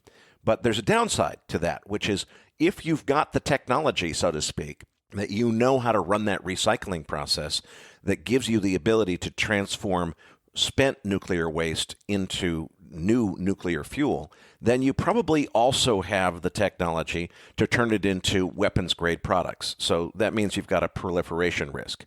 So this new process to me sounds like it's a godsend if it stays in trustworthy hands, and the bad guys are somehow never allowed to get a hold of it.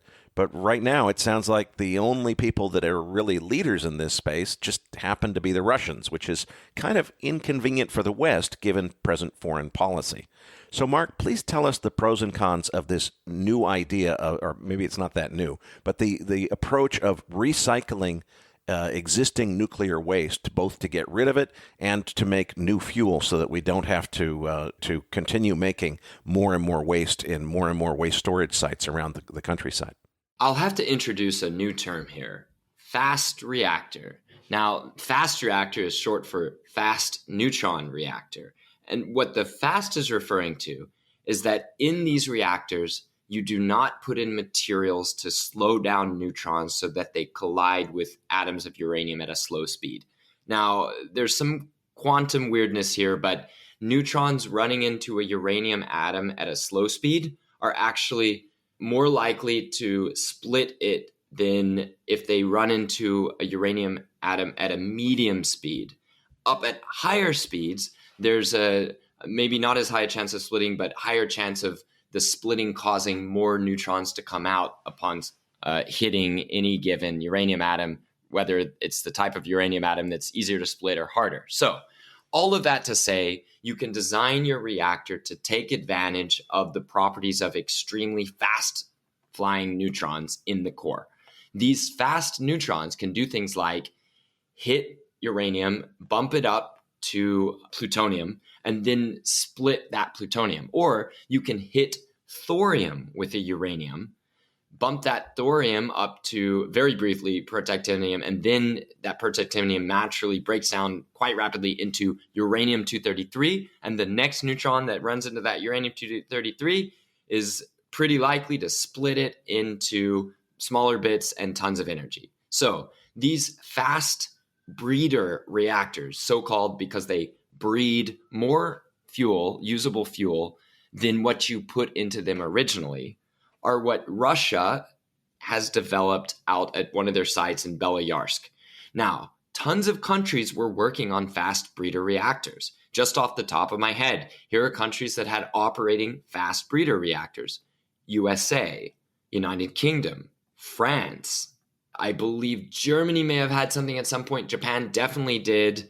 India is building one of these facilities. China is building one of these facilities with Russian help. So it's something we've known it has existed since the dawn of the nuclear era. One of the reactors that first, actually the reactor that first ever powered a light bulb string was one of these fast reactors, and if fueled properly could have bred more fuel in a sustainable way than it burned. Now, the Russians have just started up their newest version of this reactor with a load of MOX fuel, MOX, MOX fuel, mixed oxide. So this is plutonium and uranium from separated out processed nuclear waste that have gone into that reactor and will be run for a long period of time, making and using fuel as it goes. This is, you might say, the holy grail of energy on this earth for humans if we're not able to get fusion to work, and potentially even if we do get fusion to work and it's just not a very effective way to make energy because it keeps shutting itself down, or it's hard to maintain, or it's a pain in the ass. So fission running off of fast breeder reactors can be so light on our existing uranium resources. It can make use of our existing spent fuel, the material still in our spent fuel, that we can run the entire global economy off of nuclear energy from spent fuel for something between a few centuries to a few thousand years if we have a total recycling process that squeezes all the good out of each bit of fuel coming out of these reactors and our existing fleet and putting them into these new reactors. You would probably need to switch to a reprocessing method that does not fully separate out uranium and plutonium. That would be best. Even if you did use recycled spent nuclear waste from today's reactors, the plutonium is not going to be super effective for high-yield nuclear weapons. There's debate out there about whether you could make a little one that would pop and do a lot of the fear-mongering, and if that would have as much impact as a larger one that actually did have a bunch of explosive power. But the main point is countries that are attempting to proliferate would not optionally choose spent nuclear waste reprocessing as their path to do it. Even if they had the facilities to do that, they would want to use specially made nuclear waste, specially operated reactors that are not the same as energy reactors. Having said all that, it is physically possible and eventually, I would think, necessary, and it's going to happen on this planet, that we will run reactors with these ultra efficient, continually reprocessed fuel cycles, in which case you would not just get 1, 2, 3, 4, 5% of the energy out. You would get the proverbial 90, 95% or more energy out of each atom of mined uranium from the Earth. Mark, one of the reasons that the 1970s nuclear energy build-out in the United States failed to deliver on the promise of making electricity cheaper is that large bespoke nuclear power plant construction projects were plagued by massive cost overruns. If you fast forward to today, as we discussed earlier, little has changed. The cost overruns on conventional nuclear reactor builds in the states of Georgia and South Carolina literally bankrupt Westinghouse in 2017. Westinghouse is the biggest manufacturer of most of the existing nuclear power plant fleet, necessitating its recent acquisition and bailout by Brookfield and Cameco. A lot of people are saying that the solution to these problems is to move away from conventional nuclear plants and focus instead on a trend known as SMRs, for small modular nuclear reactors.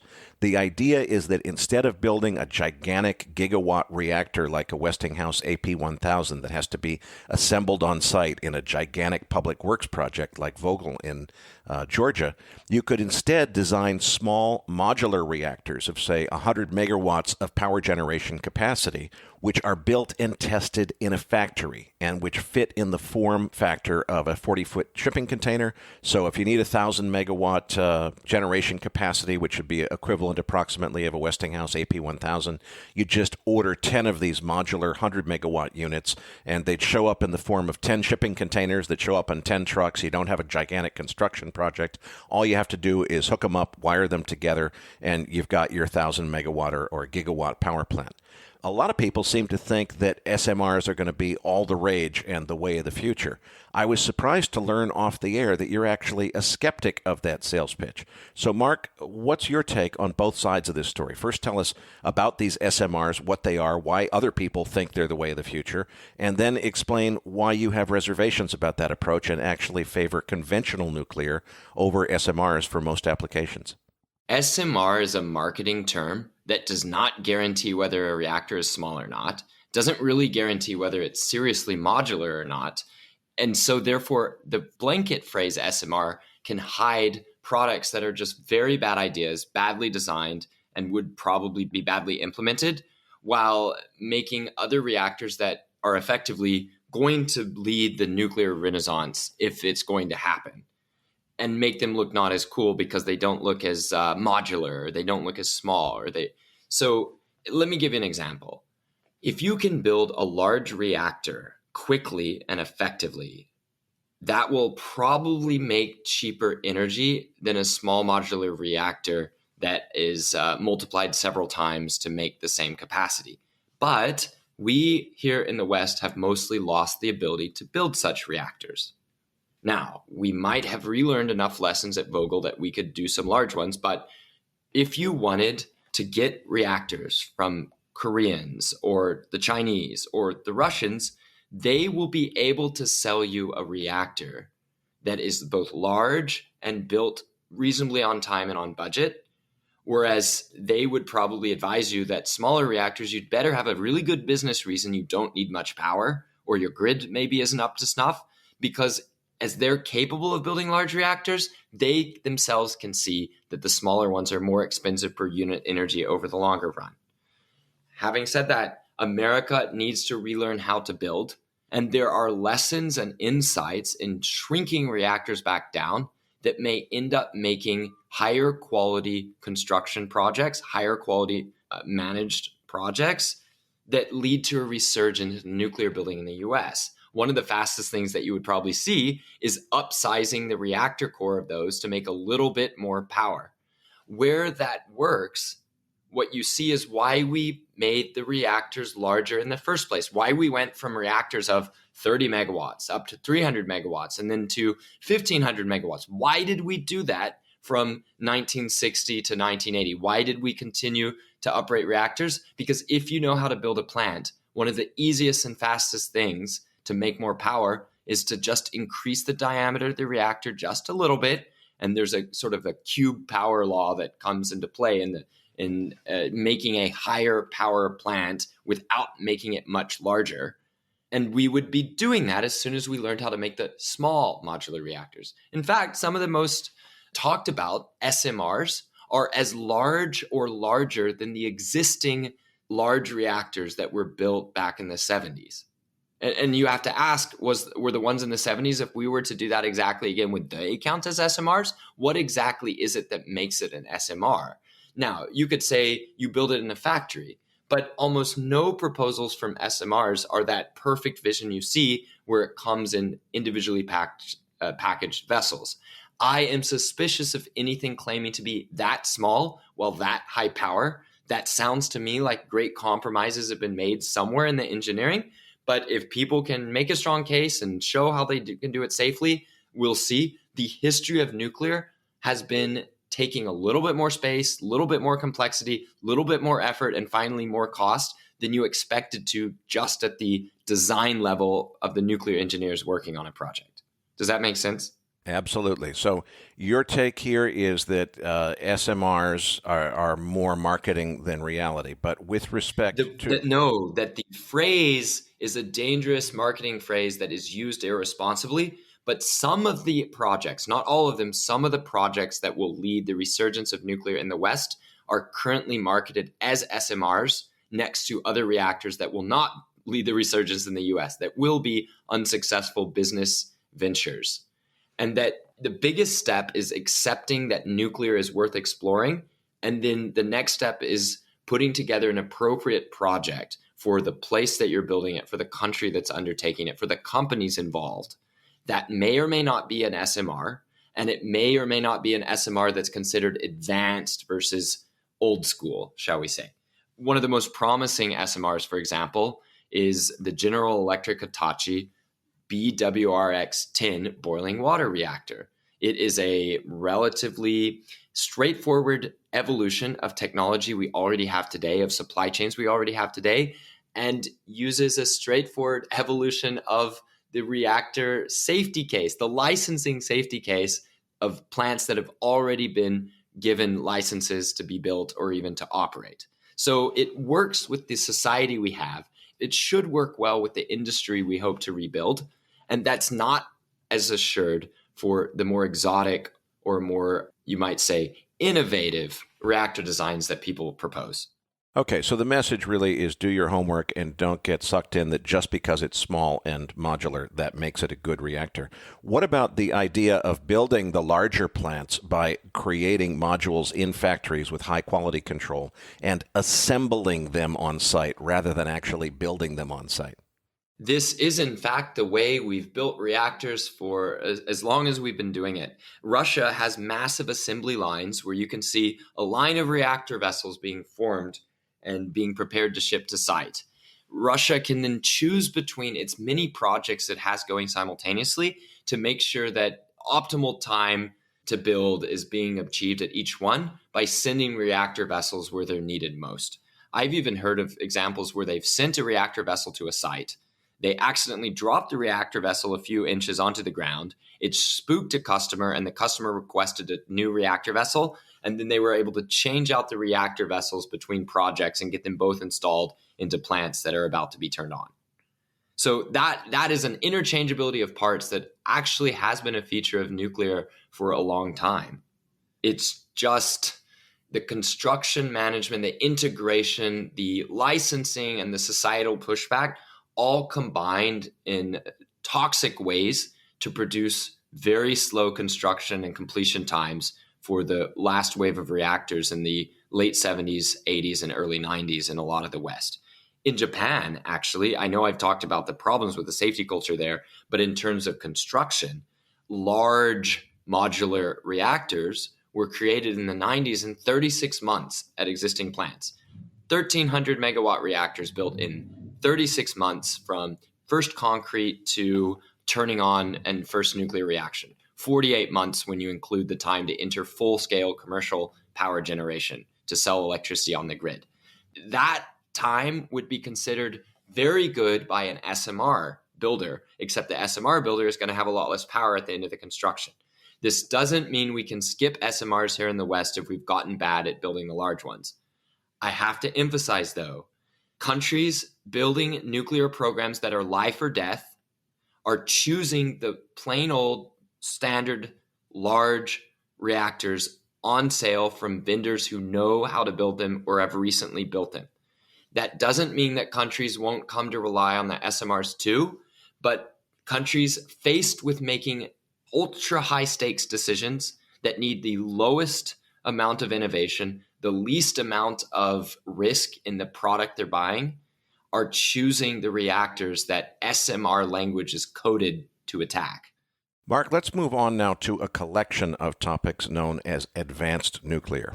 The nuclear reactors built in the 1970s are known as light water reactors because they use what's essentially regular everyday water as the moderator for the nuclear chain reaction. Listeners who are interested to learn the function of a moderator in a nuclear fission reaction can refer to the resources that Mark discussed at the beginning of this interview, which are linked in your Research Roundup email. There are some newer and better designs known as heavy water reactors, molten salt cooled reactors, and liquid fuel molten salt reactors. But before we dive into those, let's first discuss what was wrong with those early generation light water reactors that had to be pressurized in order to operate the nuclear fission chain reaction at super high pressures. So what are the pitfalls of that approach, and why do we need something different? Well, Eric, nature abhors a vacuum, and a relative vacuum is created when you have a highly pressurized bottle and a low pressure atmosphere. If you put too much heat into a nuclear reactor under pressure and a leak develops, or somebody crashes a missile into an occupied nuclear plant or something like that, a violent depressurization, that is water under heavy pressure bursting through a pipe and flashing into steam, can disperse radioactive isotopes if they have already leaked into that water, if there's already been some fuel damage or a meltdown, and be dispersed out into the atmosphere. The reason why these pressurized water reactors and boiling water reactors, which are another type of water reactor under pressure, have such strong containment domes is to contain within them the largest possible leak of pressurized water into this space under the containment dome. So the thought goes, if we use fluids, coolants and moderators in reactors that are not needing to be under severe pressure, then you remove an entire type of accident that comes from the interior of the reactors being at a higher pressure than the atmosphere. In which case, you could dispense entirely. If you trust your engineering, you could dispense almost entirely with a tensile strength hardened pressure vessel, and you can just have armor around the reactor, just protecting from external objects crashing in.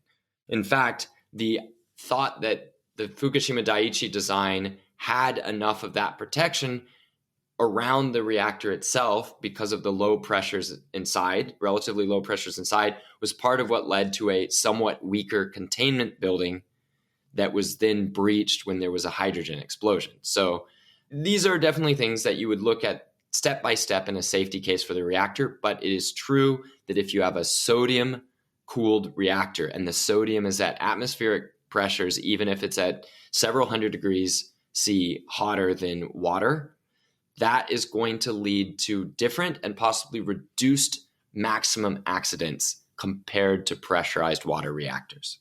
Something I really found interesting as I learned it recently, Mark, is the use of water as the moderator in a reactor. I mean, it seems to most normal people like water is super safe stuff. We use it to put fires out with.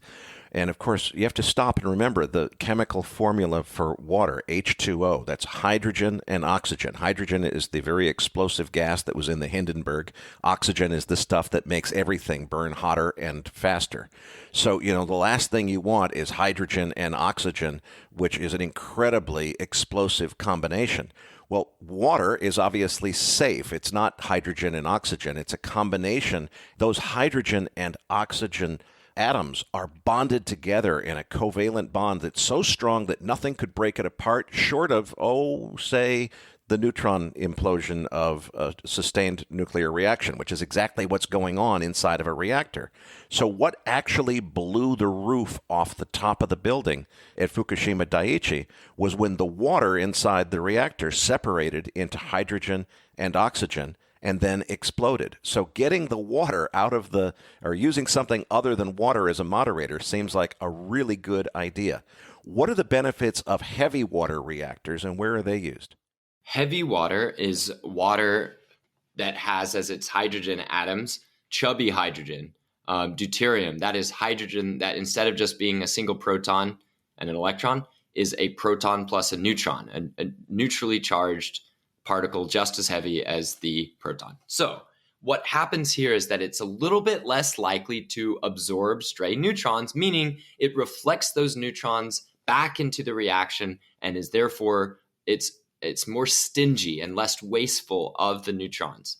This means you can run your reactor on lower radioactivity initial fuel. You can run heavy water reactors on natural uranium with none of the enrichment from the spinners that we were talking about earlier in the episode. This means you can make a fuel cycle independent of one of the technologies that is mistrusted for its proliferation concerns. Okay, so if I don't want to let a country have the centrifuges, they could have heavy water reactors to make their electricity, and they wouldn't need the centrifuges that might be abused in order to make nuclear weapons. Correct, but there's no free lunch. Heavy water reactors, as they exist today, can be refueled without being turned off. That means you can put fuel into them as they operate continuously. This is a feature that could be abused to make materials that could be separated into uranium and plutonium later. So again, there's no free lunch here. And there are advantages to be obtained by putting in enriched fuel into heavy water reactors. An innovative startup company that I've worked with out of Chicago, Illinois, Clean Core Thorium Energy, is combining mainly thorium with a little bit of enriched uranium in order to make fuel for these heavy water reactors that keeps all the advantages of heavy water reactors, but uses 7 times less fuel. Now, fuel is not one of the major cost components of a reactor, but if you have a drop-in fuel replacement that saves a significant portion of the cost of the fuel, over the 30-year life of one of those reactor cores, you could save up to $1 billion or more just from the changing out of the fuel alone. And if you can do that with a relatively quick development period, and you obtain the enriched uranium to go in with the cheap, readily available thorium, then you make a fairly compelling case for using enriched uranium in reactors that were originally designed to not require them. Then, if you're wanting to trust but verify that countries are not misusing their heavy water reactors for proliferation purposes, refueling the reactor 7 times less will reveal if a country is starting to misuse their reactor and doing extra refueling. So you would be able to notice and monitor if extra refueling was being done, and if that refueling was being done with fuel that wasn't the long-lasting thorium-uranium fuel. So pluses and minuses everywhere. Nuclear really is the death of easy narratives in many ways. You almost want to run screaming back to just the basics.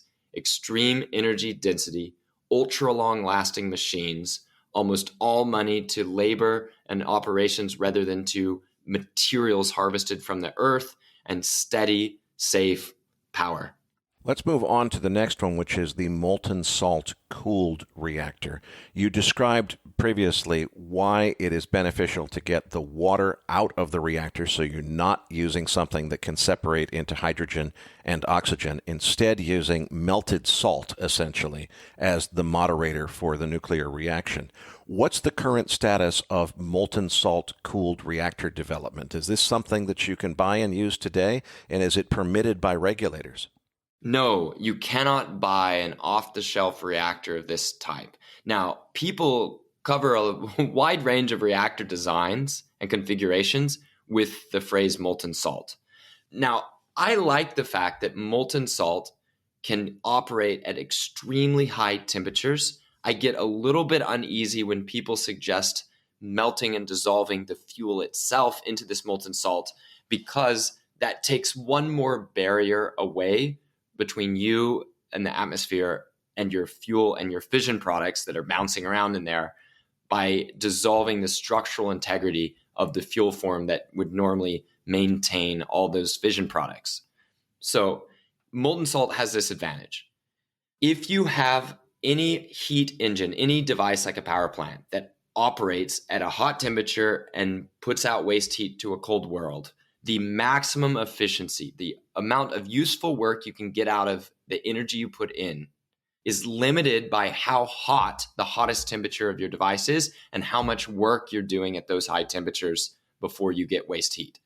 The hotter a reactor is, the higher the efficiency of energy conversion in that reactor.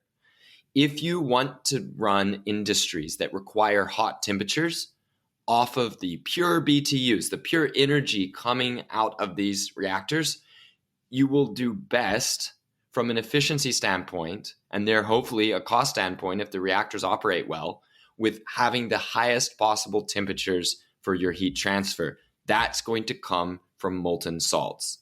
And it's not necessary to melt the fuel just to have the molten salt coolant. Those two things can be kept separate. And I think that's where I'm most excited about molten salt reactors.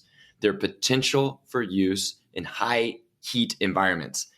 People can make arguments for wind and solar that I can accept, but one that I don't really care for is the idea that wind and solar are efficient because they don't have waste heat, but also we should use wind and solar for heat needing industries. No, if you don't have heat being generated, that is a disadvantage for using that heat for industry. Nuclear plants that can operate at very high temperatures and do it constantly will be superbly suited for decarbonizing currently impossible to decarbonize industries. Well, I shouldn't say impossible, but here's the idea for wind and solar to decarbonize some industries. You overbuild the wind and solar. When they're on, you convert some of that energy into hydrogen. Then you store the hydrogen and transport the hydrogen and use that hydrogen burned at high temperatures for your industry. This involves so many energy conversions and so much loss that is a preposterous proposal in many ways. However, if we can make these, although you can't order them off the shelf, there are companies in several countries working today on those molten salt reactors. There are companies in the United States, and then there are experiments going on with molten salt reactors in China that are considered to be on the cutting edge. And I just want to put this in perspective for our investment-centric audience, which is a lot of people seem to agree that molten salt reactors are kind of the cat's meow. It's really exciting stuff. It's a better way of doing things. However, the regulatory bureaucracy is apparently not ready to consider how they would regulate and how they would permit these things. So there's some companies doing really exciting research. Unfortunately, the investment play that says, let's build a company that's going to build all molten salt reactors and put them into production and deliver them and produce electricity with them next year, it's not happening, and it's not likely to happen anytime soon. Is it just the United States, or is it really everywhere that there's a regulatory barrier to the acceptance of this new kind of reactor? And I shouldn't say new kind, this very old design, which is becoming repopularized.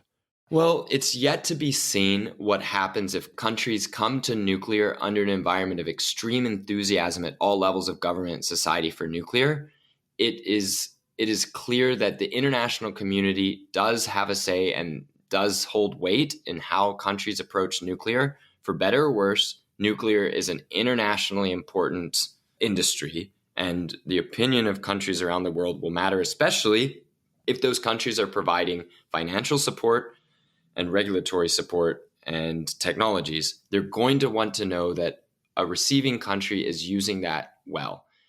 Some of the molten salt plays are coming out of Denmark, a sort of surprising location because of the famed wind energy program that supplies over half of Denmark's electricity each year. But that would be an example of Denmark suddenly getting excited about homegrown reactor technologies. And I think people will always feel more comfortable taking risks with something seen as their own. So although I don't think of the SMR plays that I've seen, the molten salt are going to be first to come out, and they may not be as successful when they do. That's yet to be seen. I think that companies with crazy new ideas that are developing those within the culture of their homeland may end up being embraced and be given a more gentle regulatory touch than outside technologies that feel like they were invented elsewhere and therefore attract more scrutiny. In the past, America and other places have had reactor parks where almost anything that was reasonably safe could go. Reactors were built that were intentionally melted down just to see how they'd perform. Reactors were built of a crazy variety in America and put into commercial operation in this first eager age of nuclear energy in the 50s and 60s and early 70s. If we get back to that pioneering attitude, we may find that reforming a regulator is enough to get faster progress on the more exotic and difficult to understand nuclear reactor processes. Molten salt fueled, molten salt cooled reactors would definitely fall into that category. Let's move on now and briefly touch on the nuclear fuel cycle. I want to save most of the detailed analysis of the economics of the fuel cycle for my interview with Justin Hune next week, since Justin and I plan to discuss the fuel cycle in great detail, including how investors can position themselves to benefit from trends like underfeeding giving way to overfeeding, which we'll explain in detail next week. But speaking to Justin off the air, he suggested that I ask you to just lay the groundwork by explaining a couple of concepts. Natural uranium comes out of the ground with less than 1% of it containing U-235, the isotope that's actually useful to make nuclear reactor fuel. The rest of it is U-238, which is not really useful for producing a nuclear chain reaction. In order to get to enriched nuclear fuel that runs a reactor, you've got to go through first a process called conversion, which turns that powdered uranium into a gas, and then it has to go through a process called enrichment. The conversion and enrichment processes are of particular interest to investors because a lot of analysts think that those processes are going to become bottlenecks when demand for finished enriched uranium fuel products increases dramatically in coming years. So, Mark, please explain why conversion and enrichment are necessary and how those functions are performed today. The way almost all enrichment in the world works is that we use the difference in mass between U-235 and U-238. That is, U-238 has a few more neutrons in it, which makes it a little bit chunkier and heavier. But to be able to split those two things apart, you need to put them in a gas form to allow the U-235 and U-238 to bounce around and migrate apart from each other. That's the separation that you're trying to achieve in order to get artificially higher quantities of U-235. So you've got to turn the uranium into a gas.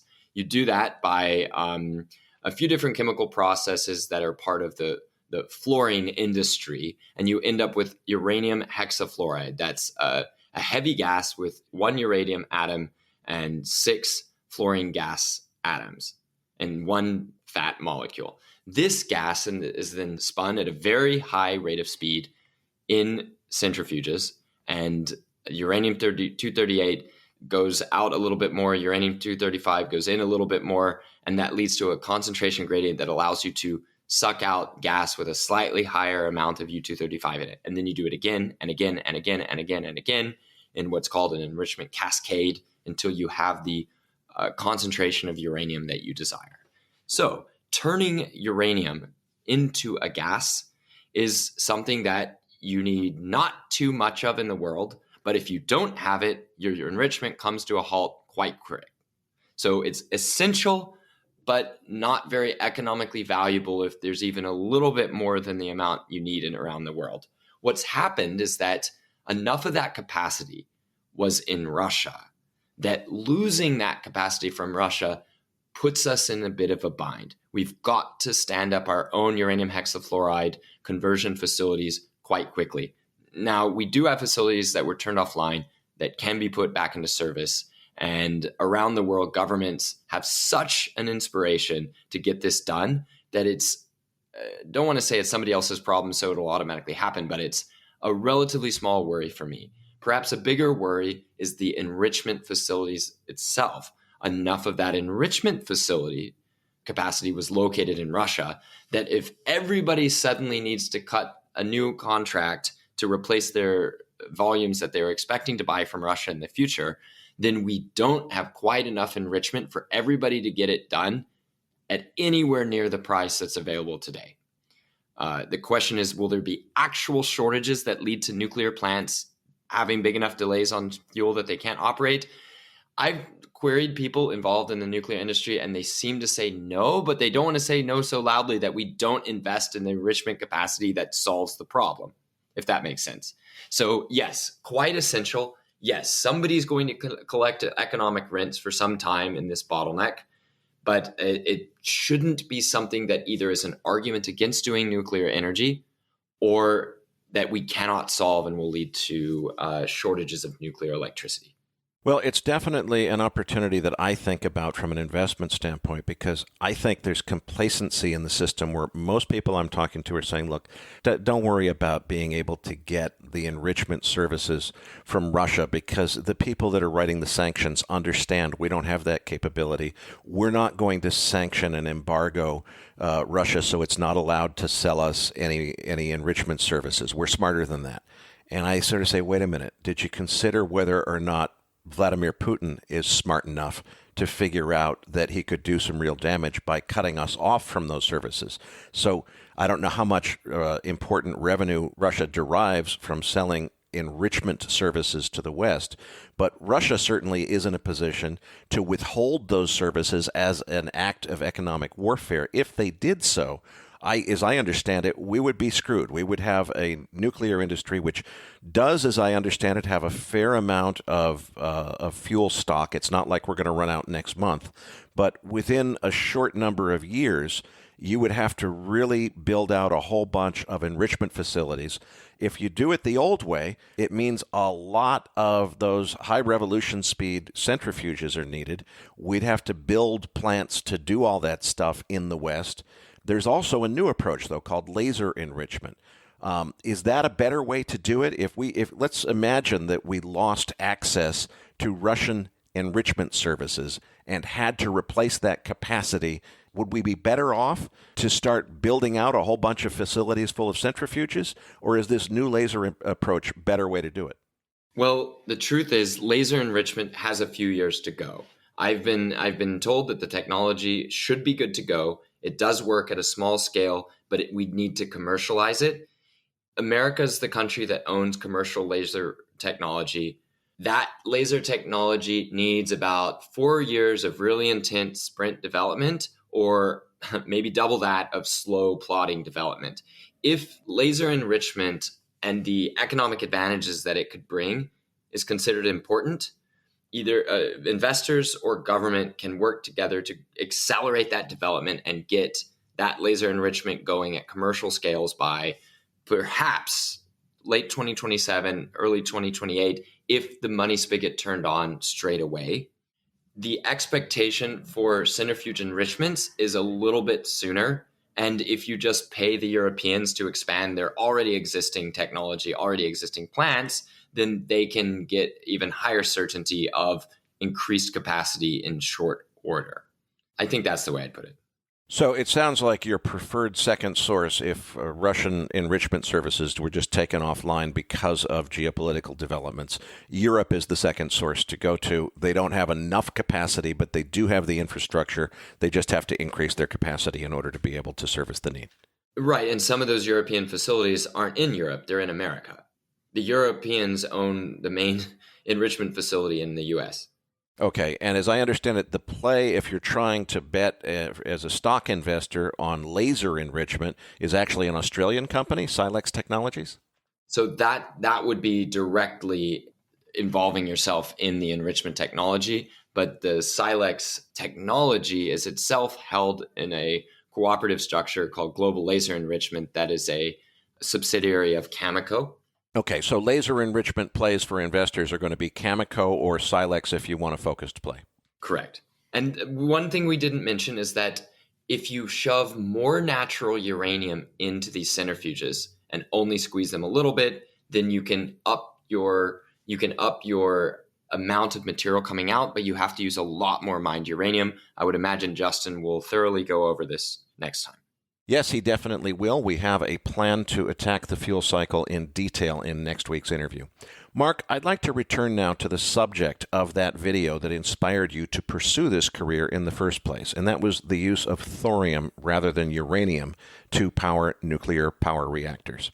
Thorium is 4 times more plentiful in the Earth's crust than natural uranium, but more to the point, less than 1% of that natural uranium is U-235, which is the kind of uranium that's useful for making nuclear reactor fuel. So by my reckoning, the effect is that there's 400 times more useful thorium than there is useful uranium. And what's more, the price of thorium is literally negative right now. Rare earth miners produce thorium as a byproduct and will literally pay you money to haul it away and take it off their hands because they have no use for it presently.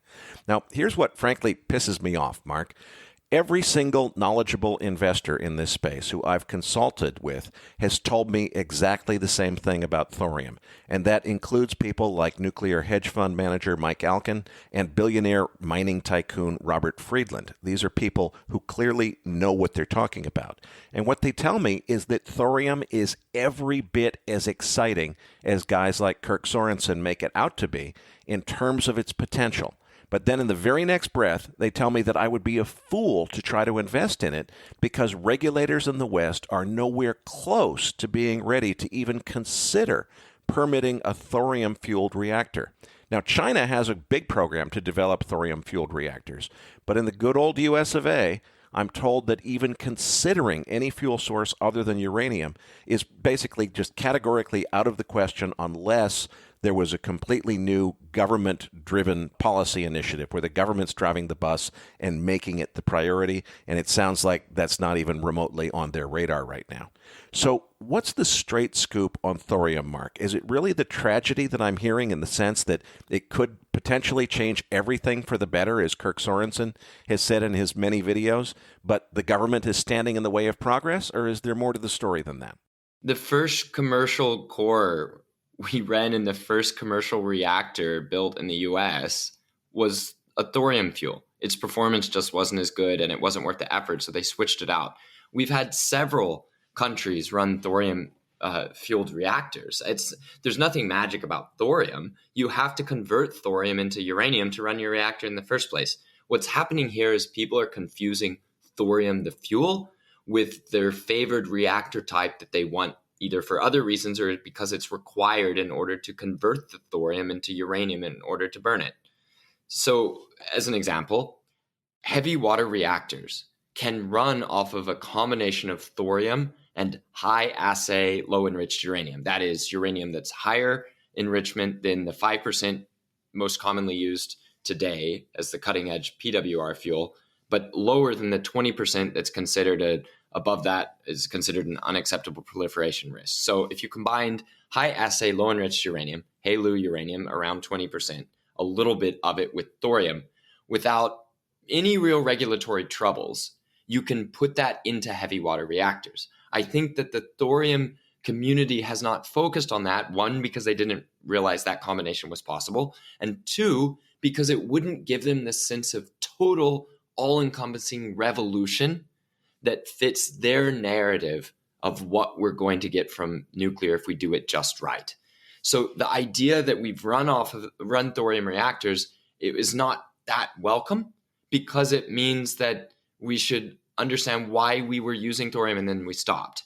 The idea of India having an entire national program oriented towards thorium and then seeing them sort of step away from that as soon as they get access to more uranium, that's important. We need to understand what is it people are getting out of nuclear, and does that require thorium? Does it benefit from thorium?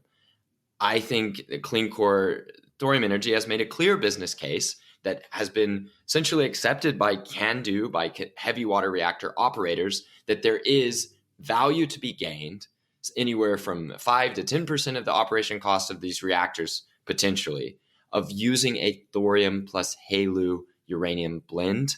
But because that doesn't require a long development time or a revolution in permitting or a new regulation or anything like that, it doesn't give the satisfaction of uncovering a revolutionary idea that folks in the thorium space have often been looking for. I gave a talk at a thorium conference recently where I explained my history and how I got into nuclear through looking at a thorium video. And some people loved my idea that I brought forth to them of putting thorium plus HALEU in heavy water reactors. Other people rejected it because it didn't have the other properties they claim to want from their thorium reactor, even though those are things you could get from a uranium reactor that's also cooled by molten salts or fueled by fuel mixed into molten salts. The thorium aspect is going to be relatively minor compared to the choice of using nuclear, because nuclear by its very nature doesn't use much fuel. It's like LED light bulbs. Now that we have LED light bulbs, lighting uses so little energy that if we invented something new that used even less, it might be difficult to convince people to switch if there was even the tiniest disadvantage from cost or function, because we have already made LEDs that are so crazy effective, so cheap, and so low energy use that there's almost nothing left to squeeze out of that. So too in nuclear, because uranium is a really incredible fuel, so dense, you need so little of it to run the world's reactors, that making it even more efficient provides less of an advantage than people might think and overcomes fewer of nuclear's real versus perceived issues, and potentially would bring in new issues that we hadn't expected. I think you bring up something that's really important, at least that I only learned very recently, which is I too was evangelized by Kirk Sorensen's view of a dissolved thorium-fueled molten salt reactor, or what Kirk likes to call the liquid fluoride thorium reactor, or LIFTR.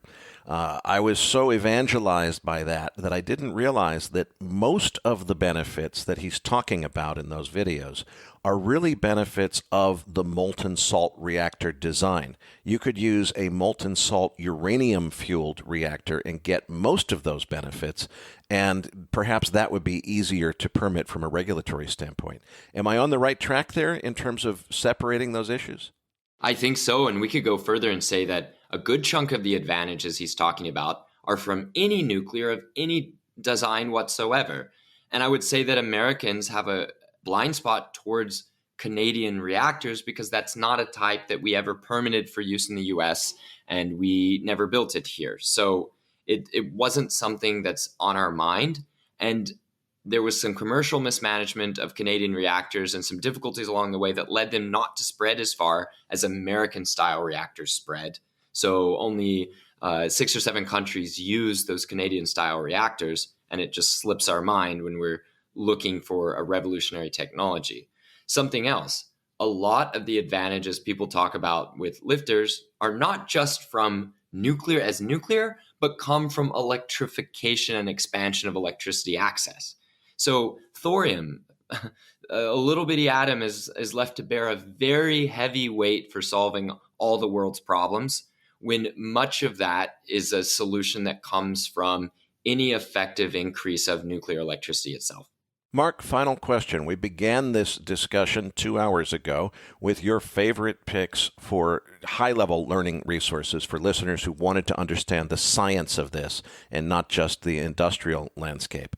I've got to believe that after all this discussion, there's probably a few more suggestions you have for other resources. So what else should we provide our listeners with links to in their Research Roundup email? If anyone has it in their heart to do some pro-nuclear energy donating, Mothers for Nuclear is an extraordinarily effective group of people based in California originally, but now with chapters around the world, from 2 mothers who were working at a nuclear plant scheduled to shut down, who decided to push back, educate their own workers about the problems of shutting down the plant, their own company, and eventually their state and then the nation, to try to overcome the closure of their plant. They were successful this year and are looking beyond at other countries with reactors scheduled to close and countries that have never had the benefit of nuclear energy. So that is a tax-deductible group that I know personally and I know does incredible work. And I'm sure they would have a very good use of your donation if you thought that their goals matched what you want to see in the world.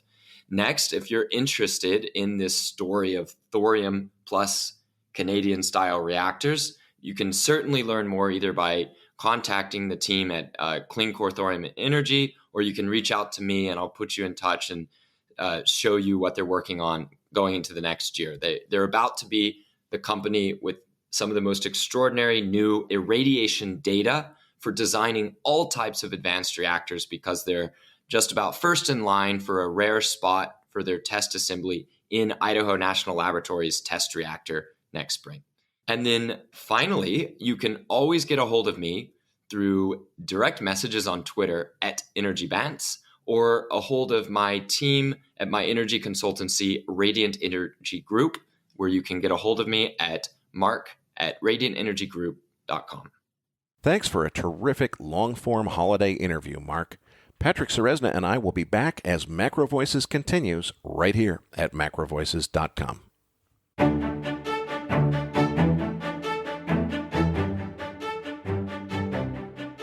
Now, back to your hosts, Erik Townsend and Patrick Ceresna.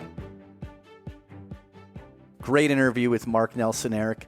There is enough meat in there for our holiday listeners to stave off the mother-in-laws and a few chatty aunts and uncles as well. But kidding aside, I'm curious to know what your key takeaways were from this interview. I'm going to cover both what I learned from this interview and also a few things I learned from Mark off the air that didn't come out in the interview.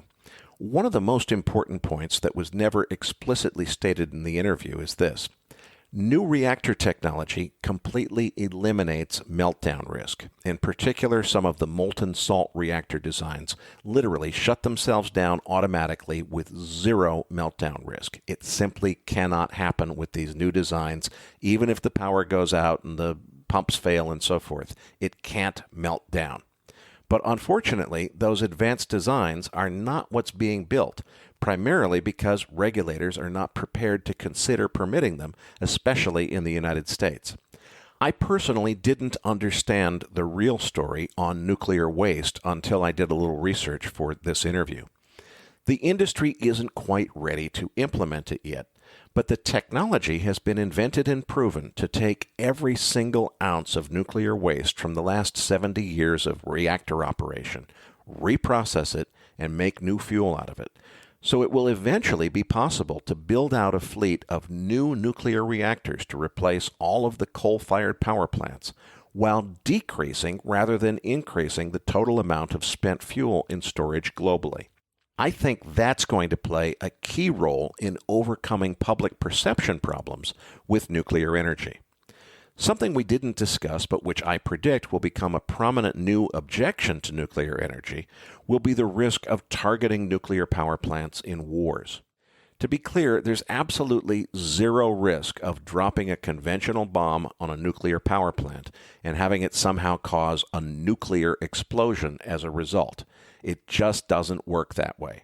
But dropping a regular conventional bomb on an operating nuclear reactor would make a hell of a mess. It creates a dirty bomb, potentially splattering radioactive fuel all over the countryside and making a real environmental mess. So I'll be watching for advances in hardening nuclear power plants against military and terrorist attacks, including building them underground. From everything I've learned, the molten salt reactor designs are clearly the way of the future.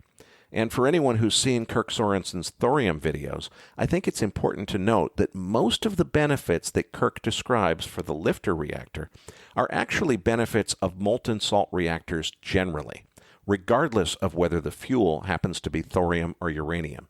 So for regulatory burden reasons, I would expect uranium-fueled molten salt reactors to be put into commercial operation sooner than the thorium versions, which I think are going to take longer due to the regulatory red tape that will be necessary in order to introduce a new fuel into the regime of what regulators are prepared to deal with. One place I have to respectfully disagree with Mark is on modular factory-built reactors. His point that small modular reactor is more of a marketing buzzword than an engineering reality is well taken. But at the end of the day, the real problem, as I see it, is that we're just not good at getting large, bespoke public works projects like a conventional nuclear power plant done on time and on budget. As Mark mentioned in this interview, the Golden Gate Bridge was completed in less than 4 years for a total cost of $35 million, which is equivalent, after adjusting for inflation, to about $600 million in today's dollars. Now they're installing a suicide prevention net under the bridge to catch anyone who tries to jump off. That project has already cost $400 million, or two-thirds of the original cost of the entire bridge, just to build a net, and it's already taken longer than the 4 years that it took to build the entire bridge. So I'm convinced that we need to build nuclear power plants in factories run like Honda car manufacturing plants, but with nuclear quality standards. Now, whether it makes sense to build small modular nuclear reactors where the whole thing is the size of a shipping container, as Copenhagen Atomics has proposed, or if it makes more sense to build gigantic nuclear reactors, but build them in factories in small modular pieces that are mass-produced in the factory and then just have to be assembled on site. Okay, look, I have no idea. I'm just starting to learn about this stuff. But I'm convinced that the solution is not going to be hiring the folks that are now busy building the suicide prevention net for 2/3 the cost of the original Golden Gate Bridge, and taking longer to get that project done, hanging a net underneath a bridge, than it took to build the entire bridge. So I'll be keeping my eyes open for nuclear technology that gets produced to highest possible quality standards in factory assembly lines with minimal on-site bespoke construction. Another point that didn't come up in this interview is that in the current nuclear reactor fleet, only 1/3 of the heat energy created in the nuclear chain reaction gets converted into electricity that can be sold into the grid. The other 2/3 of the energy produced gets lost in heat dissipation, and that's one of the environmental gripes with nuclear. The waste heat, while it may be perfectly free of radioactivity, still disrupts the natural ecosystem. So if somebody can figure out how to design a reactor that recovers 2/3 of the nuclear fission energy as electricity, rather than just 1/3, that means revenue from electricity sold doubles, and the environmental objections can be overcome. And from what I'm learning, the new super high temperature, unpressurized molten salt reactors are going to be where those energy conversion efficiencies are most likely to be found. So I'll be watching very carefully for advancements in that area. Folks, this is now, without a doubt, the longest MacroVoices episode we've ever produced. So if you're still listening, I have to believe you either have serious in-law problems or you're as interested and excited about the future of nuclear power technology as I am. So I'm going to leave it here until next week when we'll dive into how to invest in this industry. This episode of MacroVoices was made possible by Respect Energy, a leading European trader of renewable energy and a one-stop shop for all green energy investors. And that's a wrap for part 1 of our 2-part holiday special on nuclear energy. Be sure to stay tuned again next week when Erik's guest will be Uranium Insider newsletter editor Justin Hune, when the focus will shift from understanding nuclear energy to investing in a coming bull market in all things nuclear, which Erik predicts will really take off after the coming recession first creates some terrific buying opportunities. That's coming up next week, right here on MacroVoices. You'll find all of the materials Mark Nelson referenced in his interview in this week's Research Roundup email. So that does it for this week's episode. We appreciate all the feedback and support we get from our listeners, and we're always looking for suggestions on how we can make the program even better. Now, for those of our listeners that write or blog about the markets and would like to share that content with our listeners, send us an email at researchroundup@macrovoices.com, and we will consider it for our weekly distributions. If you have not already, follow our main Twitter account @MacroVoices for all the most recent updates and releases. And you can also follow me on Twitter @Patrick Serezna. On behalf of Erik Townsend and myself, thank you for listening, and we'll see you all next week.